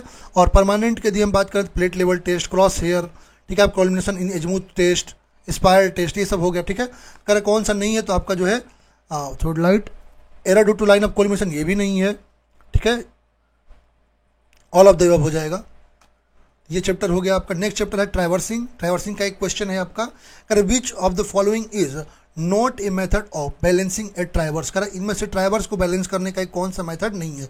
अब ट्राइवर्स को बैलेंस करने का हमारा मेथड ग्राफिकल मेथड भी होता है, ट्रांजिट मेथड भी होता है, बॉडिच मेथड भी होता है, ठीक है, ये सारे मेथड आपको, एक्सिस मेथड भी होता है, but sum of square method ऐसा कोई मेथड जो है आपका जो है ट्राइवर्स के लिए बैलेंस करने में नहीं होता, तो ऑप्शन डी यहाँ पर करेक्ट हो जाएगा, ठीक है। चलेंगे अपने नेक्स्ट चैप्टर पे, और क्वेश्चन तो इसमें है नहीं। नेक्स्ट हमारा चैप्टर है लेवलिंग। अब लेवलिंग का हम क्वेश्चंस को एक एक करके देखेंगे।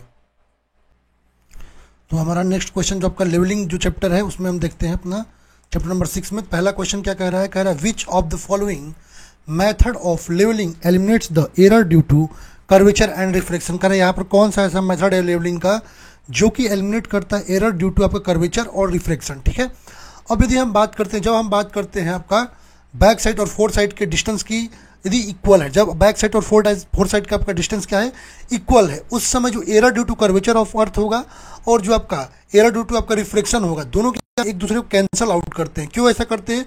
क्योंकि इफेक्ट बोथ साइड का, चाहे हम एरर ड्यू टू कर्वेचर की बात करें रिफ्लेक्शन के लिए, ठीक है, तो एरर आपका जो बोथ साइड का, बैक साइड और फोर साइड के लिए, दोनों के लिए आपका जो इक्वल आएगा, बट अपोजिट इन डायरेक्शन आएगा। जब अपोजिट इन डायरेक्शन आएगा तो एक दूसरे क्या करेगा, तो वो एक दूसरे को जो है वहां पर जो है कैंसल आउट करेगा। ठीक है, तो यहाँ पर जो मेथड आपका एडॉप्ट किया जाता है वो होता है डिफरेंशियल लेवलिंग, जो कि एक्यूरेसी को इंप्रूव भी करता है। ठीक है, तो डिफरेंशियल लेवलिंग की यदि हम बात करते हैं तो उसमें आपका लेवलिंग इक्वलाइज करेगा distance of back side and four side. ठीक है, तो ऑप्शन नंबर बी यहाँ पर करेक्ट हो जाएगा। ठीक है, नेक्स्ट क्वेश्चन चलते हैं। कह रहा है आपका नेक्स्ट क्वेश्चन कह रहा है the reference point on which a day's work in is closed and from where levelling is continued the next day are called. कह रहा है आपका जो है यहाँ पर कौन सा ऐसा बेंचमार्क आपका रेफरेंस पॉइंट होता है जहाँ पर डे वर्क आपका क्लोज होता है, ठीक है, और जहाँ से आपका नेक्स्ट डे जो है आपका जो है लेवलिंग से आपका स्टार्ट हो जाता है। ठीक है, अब यदि हम पहले बेंचमार्क्स की बात करते हैं, ठीक है, बेंचमार्क क्या होते हैं, तो आपका बेंचमार्क यदि हम बात करते हैं ये एक फिक्स्ड रेफरेंस होते हैं। बेंचमार्क क्या होते हैं आपका रेफरेंस पॉइंट होते हैं जो कि नॉन एलिवेशन के होते हैं। ठीक है, और ये आपका डिफरेंट, यदि हम इसको कैटेगराइज करते हैं तो वेरियस कैटेगरी में आते हैं। जैसे पहला आपका होता है जीटीएस बेंचमार्क। यदि हम जीटीएस बेंचमार्क की बात करते हैं तो ये आपका जो है ये एस्टेब्लिश किया जाता है किसके द्वारा, तो ये आपका सर्वे ऑफ इंडिया जो है उसके द्वारा जीटीएस बेंचमार्क एस्टेब्लिश किया जाता है, जो कि 100 किलोमीटर इंटरवल पर जो है आपका जो है कंट्री में आपका मीन सी लेवल जो है उसके अबाउट हम पोर्ट जो डाटा में उसको मानकर लेते हैं। ठीक है, ये आपका जीटीएस बेंचमार्क हो जाता है।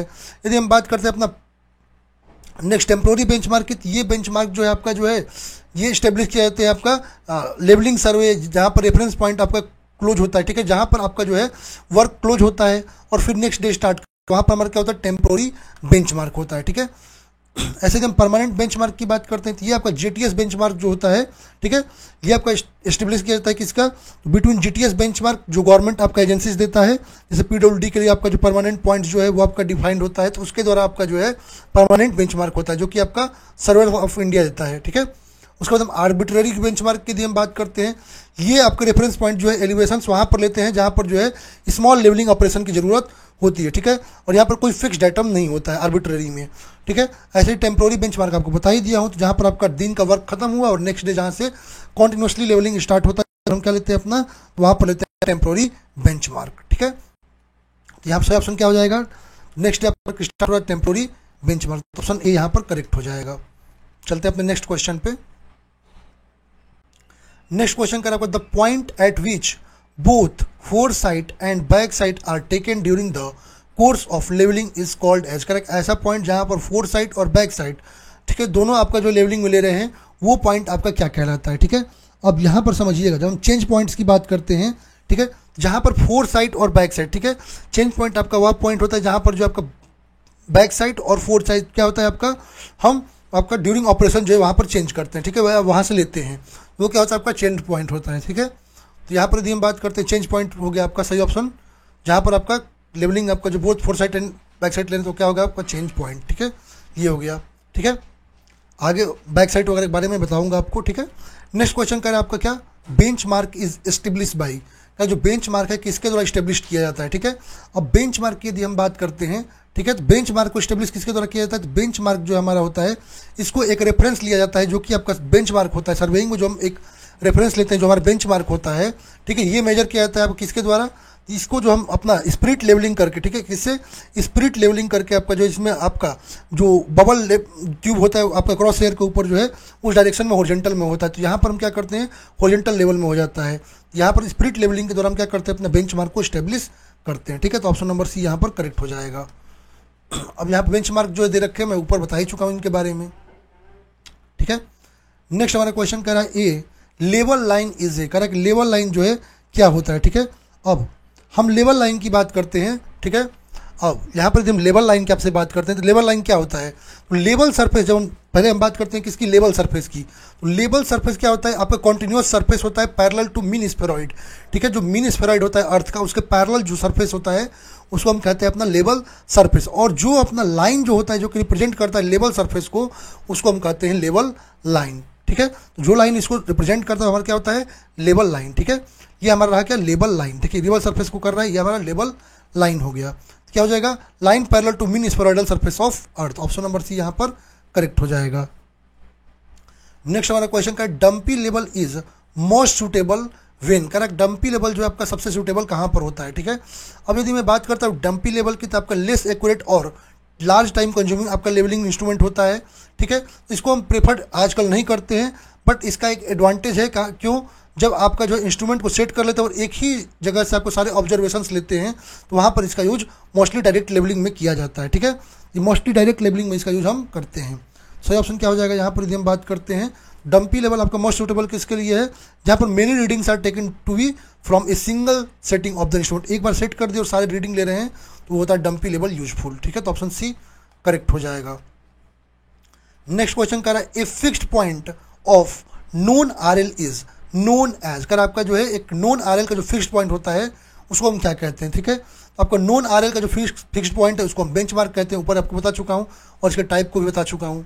नेक्स्ट क्वेश्चन कर आपका MSL stands for, correct, MSL जो होता है इसका फुल फॉर्म क्या होता है, तो यदि हम MSL की बात करते हैं इसका फुल फॉर्म क्या होता है आपका मीन सी लेवल, और ये वैल्यू जो है आपका जो है आपका एवरेज हाई और लो टाइड्स जो होती हैं 19 ईयर्स के पीरियड में अपने इंडिया में जो है मुंबई पोर्ट जो है उसको जो है लेवल मान करके हम मेजर करते हैं और ऑब्टेन कर लेते हैं एवरेज लेकर के, तो ये होता है MSL, क्या हो जाएगा, मीन सी लेवल।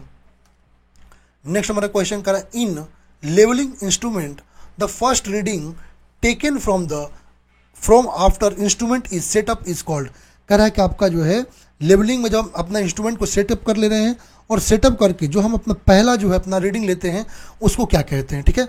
अब यहाँ पर चलिए एक एक को आपको बताता हूँ। पहला बैक साइड क्या होता है, तो बैक साइड क्या होता है आपका, तो स्टाफ रीडिंग जो अपना जो है अपना हम जब लेते हैं, ठीक है, नॉन एलिवेशन पे जब हम पहला जो फर्स्ट रीडिंग लेते हैं अपने इंस्ट्रूमेंट को सेटअप करने के बाद से, वो हमारा क्या होता है, बैक साइड होता है, ठीक है। यदि हम बात करते हैं आपका इंटरमीडिएट साइड की, यदि हम बात करते हैं जब अपना स्टाफ रीडिंग की यदि हम बात करते हैं अननोन एलिवेशन पर लेते हैं, जहाँ पर आपका जो है इंस्ट्रूमेंट को अब चेंज कर रहे हैं, ठीक है, इंस्ट्रूमेंट को चेंज कर रहे हैं, तो उनके बीच का जब हम बैक साइड और फोर साइड की यदि हम बात कर रहे हैं तो उसके बीच का जब हम अपना डिस्टेंस लेते हैं तो क्या हो जाता है हमारा, ठीक है, तो वो हो जाता है हमारा, ठीक है, इंटरमीडिएट साइड, ठीक है, वो हमारा क्या होता है, इंटरमीडिएट साइड, जहाँ पर ऑल रीडिंग्स जो आपका बैक साइड और फोर साइड के बीच में हम लेते हैं, तो यह होता है क्या हमारा इंटरमीडिएट साइड, ठीक है। अब फोर साइड की यदि मैं बात करता हूँ तो जो आपका स्टाफ पर हम जो लास्ट रीडिंग लेते हैं अपना इंस्ट्रूमेंट को चेंज करने से पहले, ठीक है, इंस्ट्रूमेंट को चेंज करने से पहले जो हम लास्ट रीडिंग लेते हैं वो हमारा क्या होता है, वो हमारा होता है फोर साइड, ठीक है, ये होता है हमारा फोर साइड। आई होप ये चीज़ें आपको समझ में आया होगा। क्वेश्चन कह रहा है आपका फर्स्ट रीडिंग, तो फर्स्ट रीडिंग क्या है आपका, बैक साइड है, तो ऑप्शन बी करेक्ट हो जाएगा।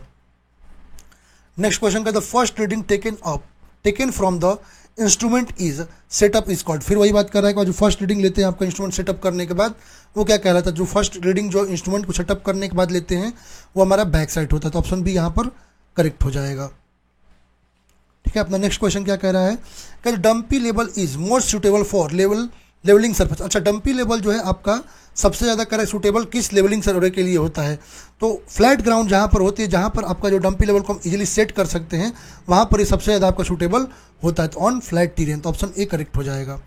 नेक्स्ट क्वेश्चन का levelling in which levels on each side of the main line at right angles to that line is called, कह रहा है आपका जहाँ पर जो आपका मेन लाइन के राइट एंगल पर जो होता है, ठीक है, लेवलिंग कह रहा है आपका क्वेश्चन कह रहा है आपका जो है लेवलिंग जहाँ पर जो है आपका ईच साइड ऑफ आपका जो मेन लाइन राइट एंगल पर होता है, ठीक है, लाइन से, तो उसको हम क्या कहते हैं।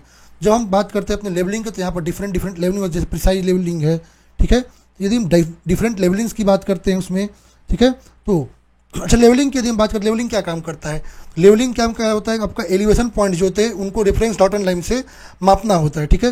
जैसे हम क्रॉस लेवलिंग की यदि हम बात करते हैं तो क्रॉस लेवलिंग क्या होता है, तो यहाँ पर जो है लेवल्स जो है अपने मेन बेस लाइन जो होती है उसके राइट एंगल पर इस साइड पर हम लेते हैं, तो ये होता है हमारा क्रॉस सेक्शनल लेवलिंग, ठीक है, ये क्या होता है हमारा cross sectional levelling. Profile levelling की यदि हम बात करते हैं क्या होता है प्रोफाइल लेवलिंग, ये आपका डायरेक्ट लेवलिंग होता है जहाँ पर हम अपना क्या करते हैं, हम अपना एलिवेशन जो है अपना पॉइंट का जो है लॉन्ग लाइन के इंटरवल्स पर जो है मेजर करते हैं, तो ये हमारा हो जाता है क्या, प्रोफाइल लेवलिंग हो जाती है। प्रिसाइज लेवलिंग जो है आपका जहाँ पर जो है इस्टेब्लिश करते हैं बेंचमार्क हाई प्रिसीजन के साथ, ठीक है, वाइडली डिस्टेंट पर, तो हमारा क्या हो जाता है, प्रिसाइज लेवलिंग हो जाता है। ठीक है, ये सारी चीज़ें आपको पता चल चुकी हैं। डिफरेंशियल लेवलिंग की बात करते हैं, जहाँ पर आपका डिफरेंस इन एलिवेशन आपका 2 पॉइंट्स के बीच में दिखता है और वो आपका इरिस्पेक्टिव ऑफ आपका जो हॉरिजॉन्टल पोजीशन होता है उसको हम क्या कहते हैं, उसको हम कहते हैं आपका डिफरेंशियल लेवलिंग या फ्लाई लेवलिंग। यहाँ पर कह रहा है राइट एंगल है, तो आपका सही ऑप्शन क्या होगा, क्रॉस सेक्शनिंग। चलते हैं नेक्स्ट चैप्टर पे। तो नेक्स्ट चैप्टर है अपना प्लेन टेबल सर्वेइंग। ठीक है, नेक्स्ट चैप्टर है क्या आपका, प्लेन टेबल सर्वेइंग। अब चलिए प्लेन टेबल सर्वेइंग की हम बात कर रहे हैं। पहला क्वेश्चन क्या है, the method of orienting a plane table with 2 inaccessible point is known as.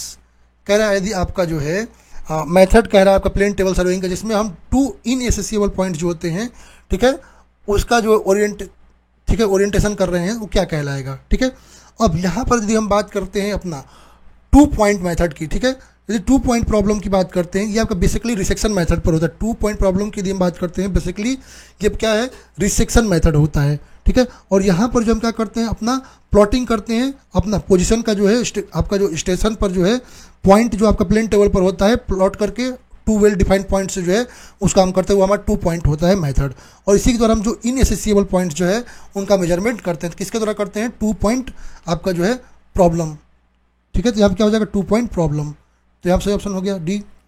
Next question का the type of surveying which requires list office work. कह रहे कि यहाँ पर कौन सा सर्वेइंग है जिसमें लिस्ट ऑफिस वर्क की रिक्वायरमेंट होती है। ठीक है, अब यदि हम बात करते हैं अपने टाइप ऑफ सर्वेइंग की, यदि हम बात करते हैं, यदि हम प्लेन टेबल सर्वे की बात करते हैं, प्लेन टेबल सर्वे में क्या होता है आपका, तो इंस्ट्रूमेंट जो है वहाँ पर जो है ग्राफिकल मेथड से करते हैं। यहाँ पर फील्ड वर्क और प्लॉटिंग दोनों साइमल्टेनियसली हो जाता है। जब दोनों साइमल्टेनियसली हो जाता है तो यहाँ पर आपका टाइम जो है आपका जो है कंज्यूम ज़्यादा नहीं होता। इसका मतलब यहाँ पर लिस्ट ऑफिस वर्क की ज़रूरत पड़ती है, क्योंकि आप फील्ड में ही दोनों कर ले रहे हैं। सही ऑप्शन क्या हो जाएगा आपका, प्लेन टेबल सर्वेइंग। तो ऑप्शन सी करेक्ट हो जाएगा। नेक्स्ट क्वेश्चन करा intersection method of detailed plotting is most suitable for. कह रहा है आपका जो है डिटेल्ड प्लॉटिंग के लिए जो आपका इंटरसेक्शन मेथड जो है आपका मोस्ट सुटेबल किसके लिए, तो इंटरसेक्शन मेथड के लिए आपसे बात करते हैं। ठीक है, किसकी बात कर रहे हैं आपसे, इंटरसेक्शन के मेथड। तो इस मेथड में हम क्या करते हैं, आपका जो प्लॉटेड पोजीशन होता है ऑब्जेक्ट का, ठीक है, वो ऑब्टेन किया जाता है जो आपका 2 स्टेशन से ऑब्जेक्ट जो रेज होती हैं उनको प्लॉट करके। ठीक है, और ये आपका इंटरसेक्शन मेथड आपका प्लॉटेड पोजीशन देता है। ठीक है, तो यहाँ पर लीनियर मेजरमेंट की आपकी ज़रूरत पड़ती है, और ये आपका जो आपके हिली एरियाज होते हैं उसके लिए सबसे ज़्यादा सूटेबल होता है। तो ऑप्शन सी यहाँ पर करेक्ट हो जाएगा, हिली एरियाज। ठीक है, नेक्स्ट क्वेश्चन का the instrument used for accurate centring in a plane table survey. कह रहा है कि प्लेन टेबल सर्वे में एक्यूरेट सेंटरिंग के लिए कौन सा इंस्ट्रूमेंट यूज किया जाता है।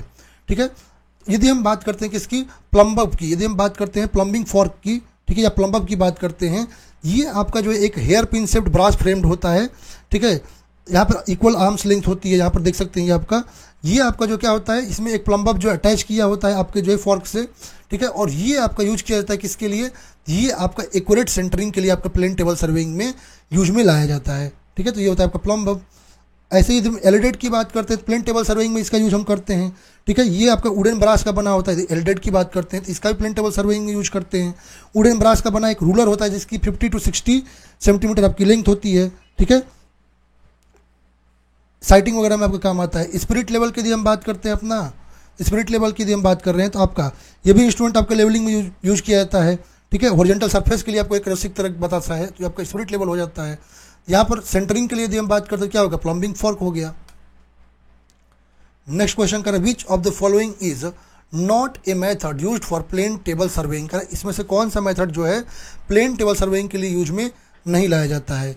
प्लेन टेबल सर्वेइंग के लिए अपना रेडिएशन मेथड भी यूज करते हैं, इंटरसेक्शन मेथड यूज करते हैं, ट्राइवर्सिंग यूज करते हैं, रीसेक्शन यूज करते हैं। ठीक है, बट बैक स्कैटरिंग मेथड ऐसा कोई मेथड आपका नहीं है। सही ऑप्शन क्या हो जाएगा, ऑप्शन नंबर डी। ठीक है, चलते हैं नेक्स्ट क्वेश्चन पे। क्या the 2 point problem and 3 point problems are the method of. तो यदि हम बात कर रहे हैं आपका 2 पॉइंट प्रॉब्लम और 3 पॉइंट प्रॉब्लम की बात करते हैं, तो ये मेथड होता है किसका, ओरिएंटेशन एंड रीसेक्शन का। ठीक है, इन दोनों का मेथड क्या होता है आपका 2 पॉइंट एंड 3 पॉइंट प्रॉब्लम। तो ऑप्शन डी यहाँ पर करेक्ट आपका हो जाएगा। ठीक है, नेक्स्ट क्वेश्चन क्या कह रहा है आपका, कह रहा है for locating a inaccessible point with the help of only a plane table one should use. कह रहा है यदि आपका प्लेन टेबल सर्वेइंग में कह रहा है कि आपका यदि लोकेटिंग करना है इनएसेसिबल पॉइंट्स का with the help of plane table, तो क्या होना चाहिए आपके पास, कौन सा मेथड यूज करते हैं? तो जब हम इंटरसेक्शन मेथड की बात करते हैं, यहाँ पर जो है आपका प्लेन टेबल जो होता है, जहाँ पर हमारा पोजीशन होता है इनएसेसिबल पॉइंट का, वो डिटरमाइन करते हैं किसके द्वारा? अपने रेस जो है उनको ड्रॉ करके 2 और मोर नोन पॉइंट से, ठीक है, जहाँ पे इनएसेसिबल आपके पॉइंट्स होते हैं प्लेन टेबल में। इसके लिए हम इंटरसेक्शन मेथड यूज करते हैं। तो ऑप्शन नंबर डी यहाँ पर करेक्ट हो जाएगा, ठीक है। नेक्स्ट क्वेश्चन चलते हैं। कह रहे after fixing the plane table to the tripod the main operation which are needed at each plane table are. तो यहाँ सीक्वेंसिंग के रूप में आपको करेक्ट सीक्वेंस बताना है। कह रहे कि आपका जब फिक्सिंग करते हैं अपने प्लेन टेबल का ट्राइपॉड पे, उसके बाद जो मेन ऑपरेशंस आपके जरूरी होते हैं उसमें लेवलिंग है, ओरिएंटेशन है और सेंटरिंग है। कह रहे हैं कि आपका जो है इसमें आपका करेक्ट सीक्वेंस क्या होता है, ठीक है। यदि हम अपना सेटिंग ऑफ प्लेन टेबल की बात करते हैं तो उसके बाद हम पहला क्या करते हैं? लेवलिंग करते हैं, ठीक है। जहाँ पर हम क्या करते हैं, ये ऐसा ऑपरेशन है जिसमें अपने प्लेन टेबल को हॉरिजॉन्टल प्लेन जो होती है उसमें उसके लेवल में लाते हैं, ठीक है, लेग्स वगैरह को मूव करके। सेंटरिंग की यदि हम बात करते हैं, ये ऐसा प्रोसेस होता है जिसमें हमारा प्लॉटेड स्टेशन जो होता है वो एग्जैक्टली जो होता है ग्राउंड स्टेशन के ऊपर हम उसको जो है अपना प्लम्ब अप वगैरह के यूज से जो है अपना उसको रखते हैं, ठीक है। तो ये हमारा क्या हो जाता है? सेंटरिंग हो जाता है। ओरिएंटेशन की यदि हम बात करते हैं तो ओरिएंटेशन की जब हम बात करते हैं अपना, ठीक है, तो ओरिएंटेशन क्या करते हैं? अपना जो ये ऐसा प्रोसेस होता है जिसमें प्लेन टेबल को हम पैरेलल करते हैं पोजीशन के फर्स्ट स्टेशन के, तो ये होता है ओरिएंटेशन। ये तीनों हम करते हैं, पहले लेवलिंग, फिर सेंटरिंग और फिर ओरिएंटेशन, ठीक है। पहले लेवलिंग, फिर सेंटरिंग, फिर ओरिएंटेशन। तो ऑप्शन डी करेक्ट हो जाएगा। नेक्स्ट क्वेश्चन कह रहा है the method of plane tabling commonly used for establishing the instrument station is method of. कह रहा है किस मेथड के द्वारा अपने प्लेन टेबल में कॉमनली हम जो है अपने जो इंस्ट्रूमेंट जो है उसको स्टेब्लिश करते हैं, ठीक है। यदि हम बात करते हैं अपना रिसेक्शन मेथड की, तो इसका मेनली यूज हम किसके लिए करते हैं? अपने स्टेशन पर जो इंस्ट्रूमेंट होता है उसके पोजीशन को स्टेब्लिश करने के लिए करते हैं प्लेन टेबल पे, ठीक है। यहाँ पर एलडेट के सहायता से हम पहले ओरिएंटेशन कर लेते हैं, सेवरल पॉइंट्स जो होती हैं, और वहाँ से लाइन जो है उनको मार्क हम इंस्ट्रूमेंट से अपना कर लेते हैं, जो कि इंटरसेक्ट करता है आपको स्टेशन के पोजीशन पर। सही ऑप्शन क्या हो जाएगा? Resection method. नेक्स्ट क्वेश्चन करा इन सेटिंग ऑफ, ठीक है, करा आपका in setting of a plane table at any station. तो अब कह रहे किसी भी स्टेशन पर जब हम अपना प्लेन टेबल को सेट करते हैं तो सबसे पहले क्या करते हैं? यदि हम बात करते हैं जब अपना प्लेन टेबल को सेट करते हैं किसी भी स्टेशन पर, हम सबसे पहले क्या करते हैं? लेवलिंग करते हैं। ऊपर बताया था पहले लेवलिंग, फिर सेंटरिंग और फिर ओरिएंटेशन। तो पहले क्या करेंगे? Levelling is done first. तो ऑप्शन नंबर ए यहाँ पर करेक्ट हो जाएगा। नेक्स्ट क्वेश्चन कह रहा है आपका 3 point problem can be solve by. कह रहा है 3 पॉइंट प्रॉब्लम जो है उसको किसके द्वारा हम सॉल्व कर सकते हैं, ठीक है। यदि हम 3 पॉइंट प्रॉब्लम की यदि हम बात कर रहे हैं, ठीक है, तो 3 पॉइंट प्रॉब्लम को सॉल्व करने के लिए यहाँ पर मेथड जो है आपका क्या क्या है? आपका यहाँ पर ग्राफिकल मेथड है, मैकेनिकल मेथड है, ट्रायल एंड एरर मेथड है, एनालिटिकल मेथड है और जियोमेट्रिकल मेथड है, ठीक है। और यहाँ पर मोस्ट रैपिड मेथड जो ओरिएंटेशन का होता है आपका 3 पॉइंट प्लेन टेबल में वो होता है ट्रायल एंड एरर मेथड। यहाँ पर क्वेश्चन क्या कह रहे हैं? कौन सा मेथड जो आपका है? यहाँ पर हो जाएगा all of the above. Lemons method भी है, बेसल्स मेथड भी है, ट्रेसिंग पेपर मेथड भी है। ये सारे मेथड हम 3 पॉइंट प्रॉब्लम में यूज में लाते हैं, ठीक है। ट्रायल एंड एरर मेथड जो उसी को हम क्या कहते हैं? अपना लेमन्स मेथड कहते हैं। मैकेनिकल मेथड जो होता है उसको हम ट्रेसिंग पेपर मेथड कहते हैं, ठीक है। ग्राफिकल मेथड को हम बेसल्स मेथड कहते हैं। ये आपको याद रहना चाहिए। एनालिटिकल मेथड है, ज्योमेट्रिकल कंस्ट्रक्शन मेथड है, ठीक है। चलते हैं नेक्स्ट क्वेश्चन पे। कह the size of plane table is. कह प्लेन टेबल जो हम यूज करते हैं उसका साइज क्या होता है, ठीक है। जब हम प्लेन टेबल की बात करते हैं, यहाँ ग्राफिकल मेथड ऑफ सर्वेइंग में इसका यूज करते हैं अपने ऑब्जर्वेशंस को प्लॉट करने के लिए, ठीक है। और प्लेन टेबल के जब हम साइज की बात करते हैं तो ये आपका 600 mm इंटू 750 mm आता है, ठीक है। तो ऑप्शन बी यहाँ पर करेक्ट हो जाएगा। और ये आपका कंसिस्ट होता है वेल सीजन वुडन जो टेबल वुड का बना होता है वो ट्राइपॉड के ऊपर माउंट किया जाता है, ठीक है। नेक्स्ट क्वेश्चन कह रहा है which of the following is not a method of plane table surveying. कह रहा है इनमें से कौन सा मेथड जो है प्लेन टेबल सर्वेइंग का मेथड नहीं होता है, ठीक है। तो आपको पता ही है मेथड ऑफ रेडिएशन भी है, मेथड ऑफ इंटरसेक्शन भी है, मेथड ऑफ रिसेक्शन भी है, बट डेक्लिनेशन ऐसा मेथड कोई प्लेन टेबल सर्वेइंग का मेथड नहीं है। तो ऑप्शन सी यहाँ पर करेक्ट हो जाएगा। चलते हैं नेक्स्ट क्वेश्चन पे। कह रहे among the methods of plane tabling identify the one that is essentially a method of orientation the table only. यहाँ पर कह रहा है जो मेथड्स दे रखे हैं प्लेन टेबल का, कह रहे इनमें से एसेंशियल जो मेथड होता है ओरिएंटेशन का इनमें से एक कौन सा है? तो रिसेक्शन मेथड का हम ओरिएंटेशन के लिए यूज करते हैं, ऊपर बता चुका हूँ। सही ऑप्शन ए हो जाएगा। चलते हैं नेक्स्ट चैप्टर पे। हमारा पहला क्वेश्चन कंटूर चैप्टर है आपका। इसमें पहला क्वेश्चन क्या कर रहा है? Contour lines drawn on a map are the lines which pass through. कह रहा है कंटूर लाइंस जो होते हैं जो कि मैप पे ड्रॉ किए जाते हैं वो किसके थ्रू पास होते हैं, ठीक है। यदि हम कंटूर लाइंस की बात करते हैं तो कंटूर लाइंस क्या होते हैं, आपके इमेजिनरी लाइंस होते हैं जो कि पास करते हैं आपके इक्वल एलिवेशन के जो है जो पॉइंट्स होते हैं अपने अर्थ सरफेस पर, उससे होकर ये पास करते हैं, ये होते हैं कंटूर लाइंस। कंटूर इंटरवल की बात करते हैं तो ये क्या होता है, vertical distance between consecutive contour, तो इसको हम क्या कहते हैं आपका कंटूर इंटरवल। जनरली आपका 1 to 15 मीटर होता है। यहाँ पर क्या हो जाएगा, सेम एलिवेशन, तो ऑप्शन नंबर बी करेक्ट हो जाएगा। नेक्स्ट क्वेश्चन कह रहा है आपका direct method of contouring is. कह रहा है आपका जो डायरेक्ट मेथड है कंटूरिंग का वो क्या होता है, ठीक है। अब यहाँ पर मेथड ऑफ कंटूरिंग में दो मेथड की बात करते हैं, एक डायरेक्ट मेथड की बात करते हैं, दूसरा इनडायरेक्ट मेथड की बात करते हैं। डायरेक्ट मेथड की बात करते हैं जब आपका सर्वे एरिया स्मॉल है और सफिशिएंट टाइम आपका अवेलेबल है तब इसको यूज करते हैं। ये आपका स्लो मेथड होता है, बट ये आपका जो है लार्जर एक्यूरेसी आपको देता है, और ये आपका रेगुलर यदि आपका ग्राउंड सरफेस है तो ही इसको यूज करेंगे, ठीक है। यदि हम बात करें इनडायरेक्ट मेथड की, तो ये आपका जो है मेथड जनरली हम इंजीनियरिंग वर्क में यूज में लाते हैं, ठीक है। यहाँ पर जो कंटूर्स को जो हम रिड्यूस लेवल के द्वारा ड्रॉ करते हैं, बट ये मेथड आपका टाइम कंज्यूमिंग होता है, ठीक, सॉरी, यह क्विक मेथड होता है, बट आपका यहाँ पर एक्यूरेसी जो बहुत अच्छा नहीं आता। इसके भी मेथड में टाइप की बात करते हैं तो बाई स्क्वायर मेथड है, आपका ब्राई आपका सेक्शन मेथड है, बाई टेक्योमीटर है, ठीक है, ये आपका यूज किया जाता है। सही ऑप्शन क्या हो जाएगा डायरेक्ट मेथड का आपका, तो ये मोस्ट एक्यूरेट मेथड होता है। नेक्स्ट क्वेश्चन कह रहा है आपका a series of closely spaced contour lines represent a. कह रहा है यदि आपका क्लोजली स्पेस्ड कंटूर लाइंस हैं वो क्या बताएंगे, ठीक है। अच्छा, कुछ कैरेक्टरिस्टिक हैं कंटूर के, आप जानते ही हैं, ठीक है। जैसे आप कंटूर लाइंस जो होती है एक दूसरे को इंटरसेक्ट नहीं कर सकती हैं, कुछ केसेस जैसे ओवर हैंगिंग क्लिप हो गया, ठीक है, इन सब में आपका जो है पेनिट्रेटिंग हिल हो गया, केव जहाँ पर बना होता है यहाँ पर केवल एक दूसरे को जो है आपका इंटरसेक्ट करता है, ठीक है। और यदि क्लोजली हैं आपके जो ये आपका क्लोजली है आपके वेरी क्लोज है एक दूसरे से, तो ये आपका स्टीप स्लोप जो है उसको इंडिकेट करेंगे। 0 मीटर कंटूर लाइन है तो कोस्टल लाइन को बताता है, ठीक है। और इक्वल स्पेस कंटूर लाइन जो है तो आपका यूनिफॉर्म स्लोप को बताएगा। ये सारी इसके जो इंपॉर्टेंट फीचर्स हैं। यहाँ पर कह रहा है आप क्लोजली स्पेस्ड है तो आपका किसको बताएगा, तो स्टीप स्लोप को बताएगा, तो ऑप्शन नंबर ए करेक्ट हो जाएगा। कह रहा है which of the following is not true for the direct and indirect method of contouring. कह रहा है यहाँ पर कौन सा जो है ट्रू नहीं है डायरेक्ट और इनडायरेक्ट मेथड ऑफ कंटूरिंग के लिए, ठीक है। तो direct method is accurate but is slow. कह रहा है आपका डायरेक्ट मेथड एक्यूरेट होता है बट स्लो होता है। आपको पहले ही बता चुका हूँ डायरेक्ट मेथड जो आपका कंटूरिंग का होता है आपका स्लो होता है बट एक्यूरेट होता है, पहला ऑप्शन सही है। कह रहा है indirect method is less accurate but is faster. सही बात है, आपका इनडायरेक्ट मेथड जो होता है लेस एक्यूरेट होता है बट फास्टर होता है, सही है। कह रहा है डायरेक्ट मेथड इज एक्सपेंसिव। बिल्कुल सही बात है, समय ज़्यादा लगता है वहाँ पर तो आपका खर्च भी ज़्यादा आता है, तो ये एक्सपेंसिव भी होता है। कह रहा है indirect method is relatively more expensive. No, ये आपका एक्सपेंसिव नहीं होता है, तो ये ऑप्शन डी आपका जो है ये आपका इनकरेक्ट है, तो आपका सही ऑप्शन डी हो जाएगा। नेक्स्ट क्वेश्चन चलते हैं। कह रहा है a contour line joins all the points having. कह रहा है कंटूर लाइंस जो होता है वो आपके किन पॉइंट्स को आपका जो है ज्वाइन करता है। जब हम कंटूर लाइंस की बात करते हैं तो ये आपका इक्वल एलिवेशन के जो पॉइंट्स होते हैं उनको ज्वाइन करता है। सही ऑप्शन क्या होगा, इक्वल एलिवेशन, ठीक है। नेक्स्ट क्वेश्चन कह रहा है dot are lines drawn on map to locate in the plan view points on equal ground level. फिर वही बात है, इक्वल ग्राउंड लेवल के लिए हम बात करते हैं कंटूर्स का यूज करते हैं, तो ऑप्शन बी करेक्ट हो जाएगा। कह रहा है to contour lines having the same elevation.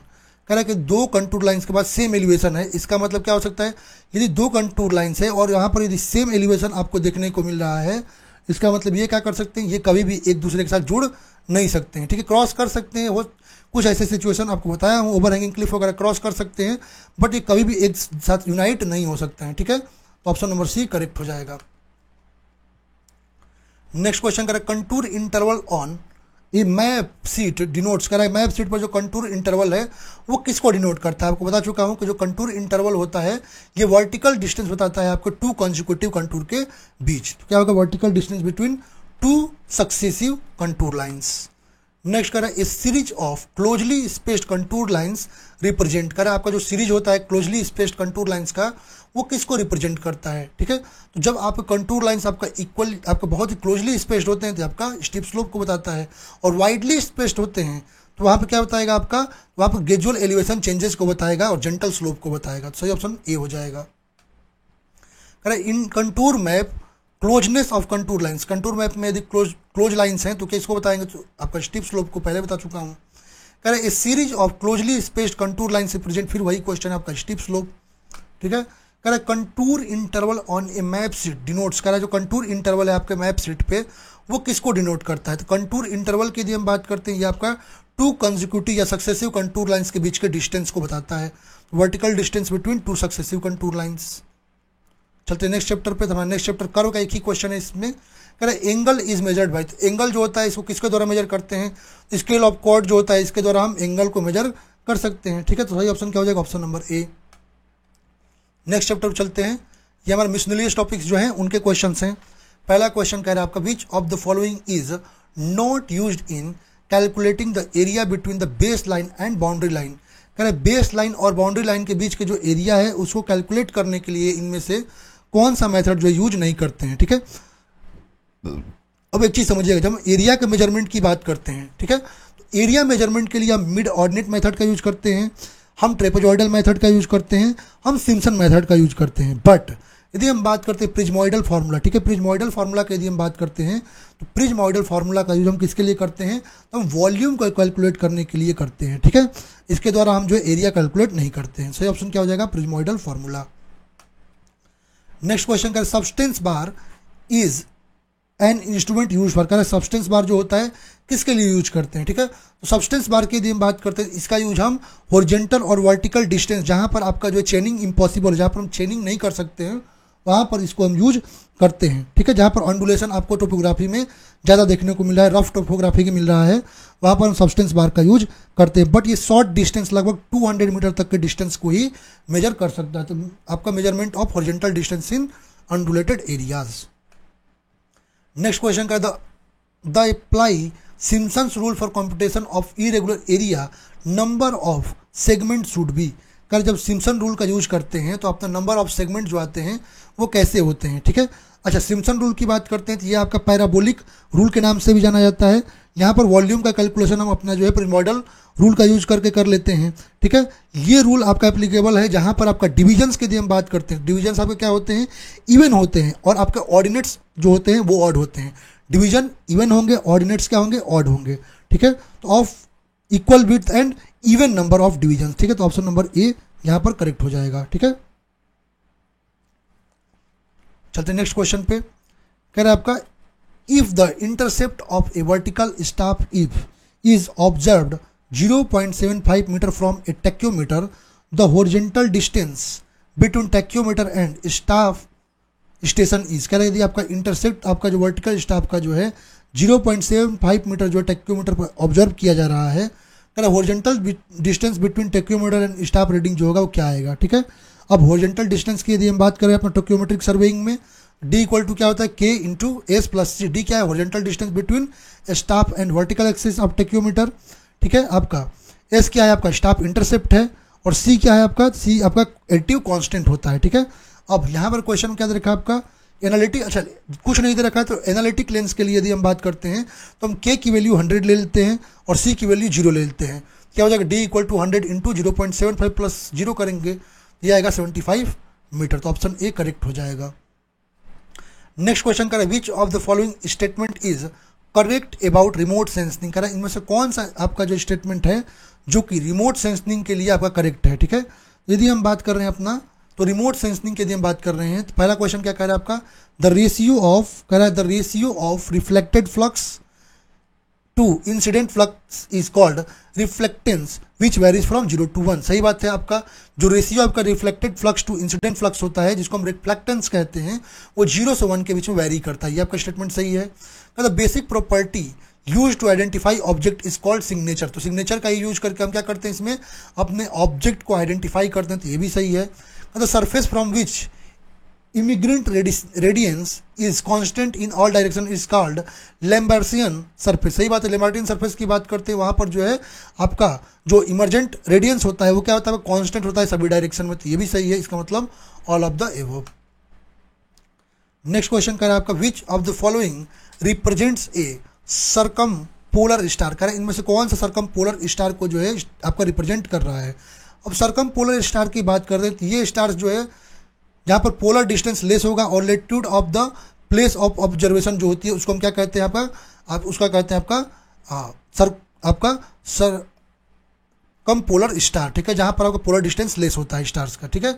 और ये स्टार ऑलवेज आपका रिमेन होते हैं किसके, होरिजन एबव जो होती है उसके ऊपर होते हैं, कभी भी ये सेट नहीं होते हैं, ठीक है। और इनका यदि हम फील्ड एस्ट्रोनॉमी में बात करते हैं तो इसका polar distance less than 10 degree होता है, ठीक है।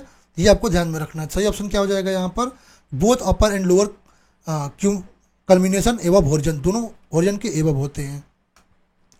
नेक्स्ट क्वेश्चन कह रहा है आपका, the intersection of electromagnetic radiation produced with a specific wavelength to illuminate a target on the terrain for studying the scattering radiance is called। कह रहा है आपका इंटरसेक्शन जो आपका इलेक्ट्रोमैग्नेटिक रेडिएशन प्रोड्यूस करता है, आपका स्पेसिफिक वेवलेंथ जो कि इल्यूमिनेट करता है किसी टारगेट का जो है टेरेन पर, उसके स्टडिंग जो होती है स्कैटरिंग रेडिएशन का, उसको क्या कहते हैं, ठीक है। तो एक्टिव रिमोट सेंसिंग की यदि हम बात करते हैं तो वहाँ पर रेडिएशन एमिट होता है और इसका जब हम अपना स्टडी करते हैं तो आपका होता है एक्टिव रिमोट सेंसिंग। तो ऑप्शन ए करेक्ट हो जाएगा। नेक्स्ट क्वेश्चन कह रहा है आपका, what is the volume of a 6 meter deep tank having rectangular shaped top 6 meter into 4 meter and bottom 4 into 4 meter। प्रीमोर्टल formula से बताना है, ठीक है। A1 निकाल लीजिए, A1 क्या हो जाएगा 6 into 4 24 मीटर स्क्वायर। A2 निकाल लीजिए 4 into 2 आपका 8 मीटर स्क्वायर। और आपका जो है मीन ले लीजिए उसका एरिया का, तो क्या हो जाएगा, मीन लेंगे तो इसका आएगा 15 मीटर स्क्वायर, आपका मीन आ जाएगा, ठीक है। अब भी निकाल लीजिए L/6 into A1 plus 4AM आपका प्लस A2, क्या हो जाएगा V equal to 6/6 24 plus 4 into 15 into 8, तो आपका 92 मीटर क्यूब सॉल्व करने पर आएगा, ठीक है। सही ऑप्शन क्या हो जाएगा, option number B. Next question आपका कह रहा है, GPS receivers are usually equipped with, कह रहे जीपीएस रिसीवर है यूजुअली किसके द्वारा इक्विप्ड किए जाते हैं, तो जीपीएस रिसीवर जो जनरली आपके इक्विप्ड किए जाते हैं आपका क्वार्ट्ज क्रिस्टल क्लॉक के द्वारा, किसके द्वारा, क्वार्ट्ज क्रिस्टल जो है क्लॉक के द्वारा, ठीक है, जहाँ पर लो पावर रिक्वायरमेंट्स आपके लाइफ स्पैन के लिए होती है। सही ऑप्शन क्या हो जाएगा आपका यहाँ पर, option number C. Next question कर रहा है, which of the following processes has more accuracy in its output, इनमें सबसे मोर एक्यूरेसी किसकी आती है। जब हम टोटल स्टेशन की बात करते हैं, टोटल स्टेशन में जो हम डिस्टेंस अपना और एंगल जो है डिजिटल फॉर्म में मेजर करते हैं, यहाँ पर एक्यूरेसी जो है मैक्सिमम निकल कर आपको आती है, किसमें आती है, टोटल स्टेशन में, ठीक है। सही ऑप्शन क्या हो जाएगा, option number D. Next question कर रहा है, what is the full form of GPS, GPS का फुल फॉर्म क्या है। जीपीएस का फुल फॉर्म क्या है आपका, ग्लोबल पोजिशनिंग सिस्टम, जो कि स्पेस बेस्ड आपका रेडियो नेविगेशन सिस्टम है। तो ऑप्शन ए करेक्ट हो जाएगा। तो इस तरह से हमने सर्वेइंग जो थे अपने आरआरबी के जितने भी क्वेश्चन आरआरबी के आए हुए थे डिफरेंट एग्जाम के, उन सभी को इस वीडियो लेक्चर में हमने देखा है। बाकी सब्जेक्ट हम नेक्स्ट लेक्चर में देखेंगे। बाकी यदि ये वीडियो आप लोग के लिए हेल्पफुल रही है, वीडियो को लाइक कीजिएगा, कोई भी आपका जो है डाउट हो तो कमेंट बॉक्स में कमेंट कीजिएगा और अपना वीडियो को ज़्यादा से ज़्यादा शेयर कीजिए। थैंक यू एवरीवन, मिलते हैं अपने नेक्स्ट लेक्चर में।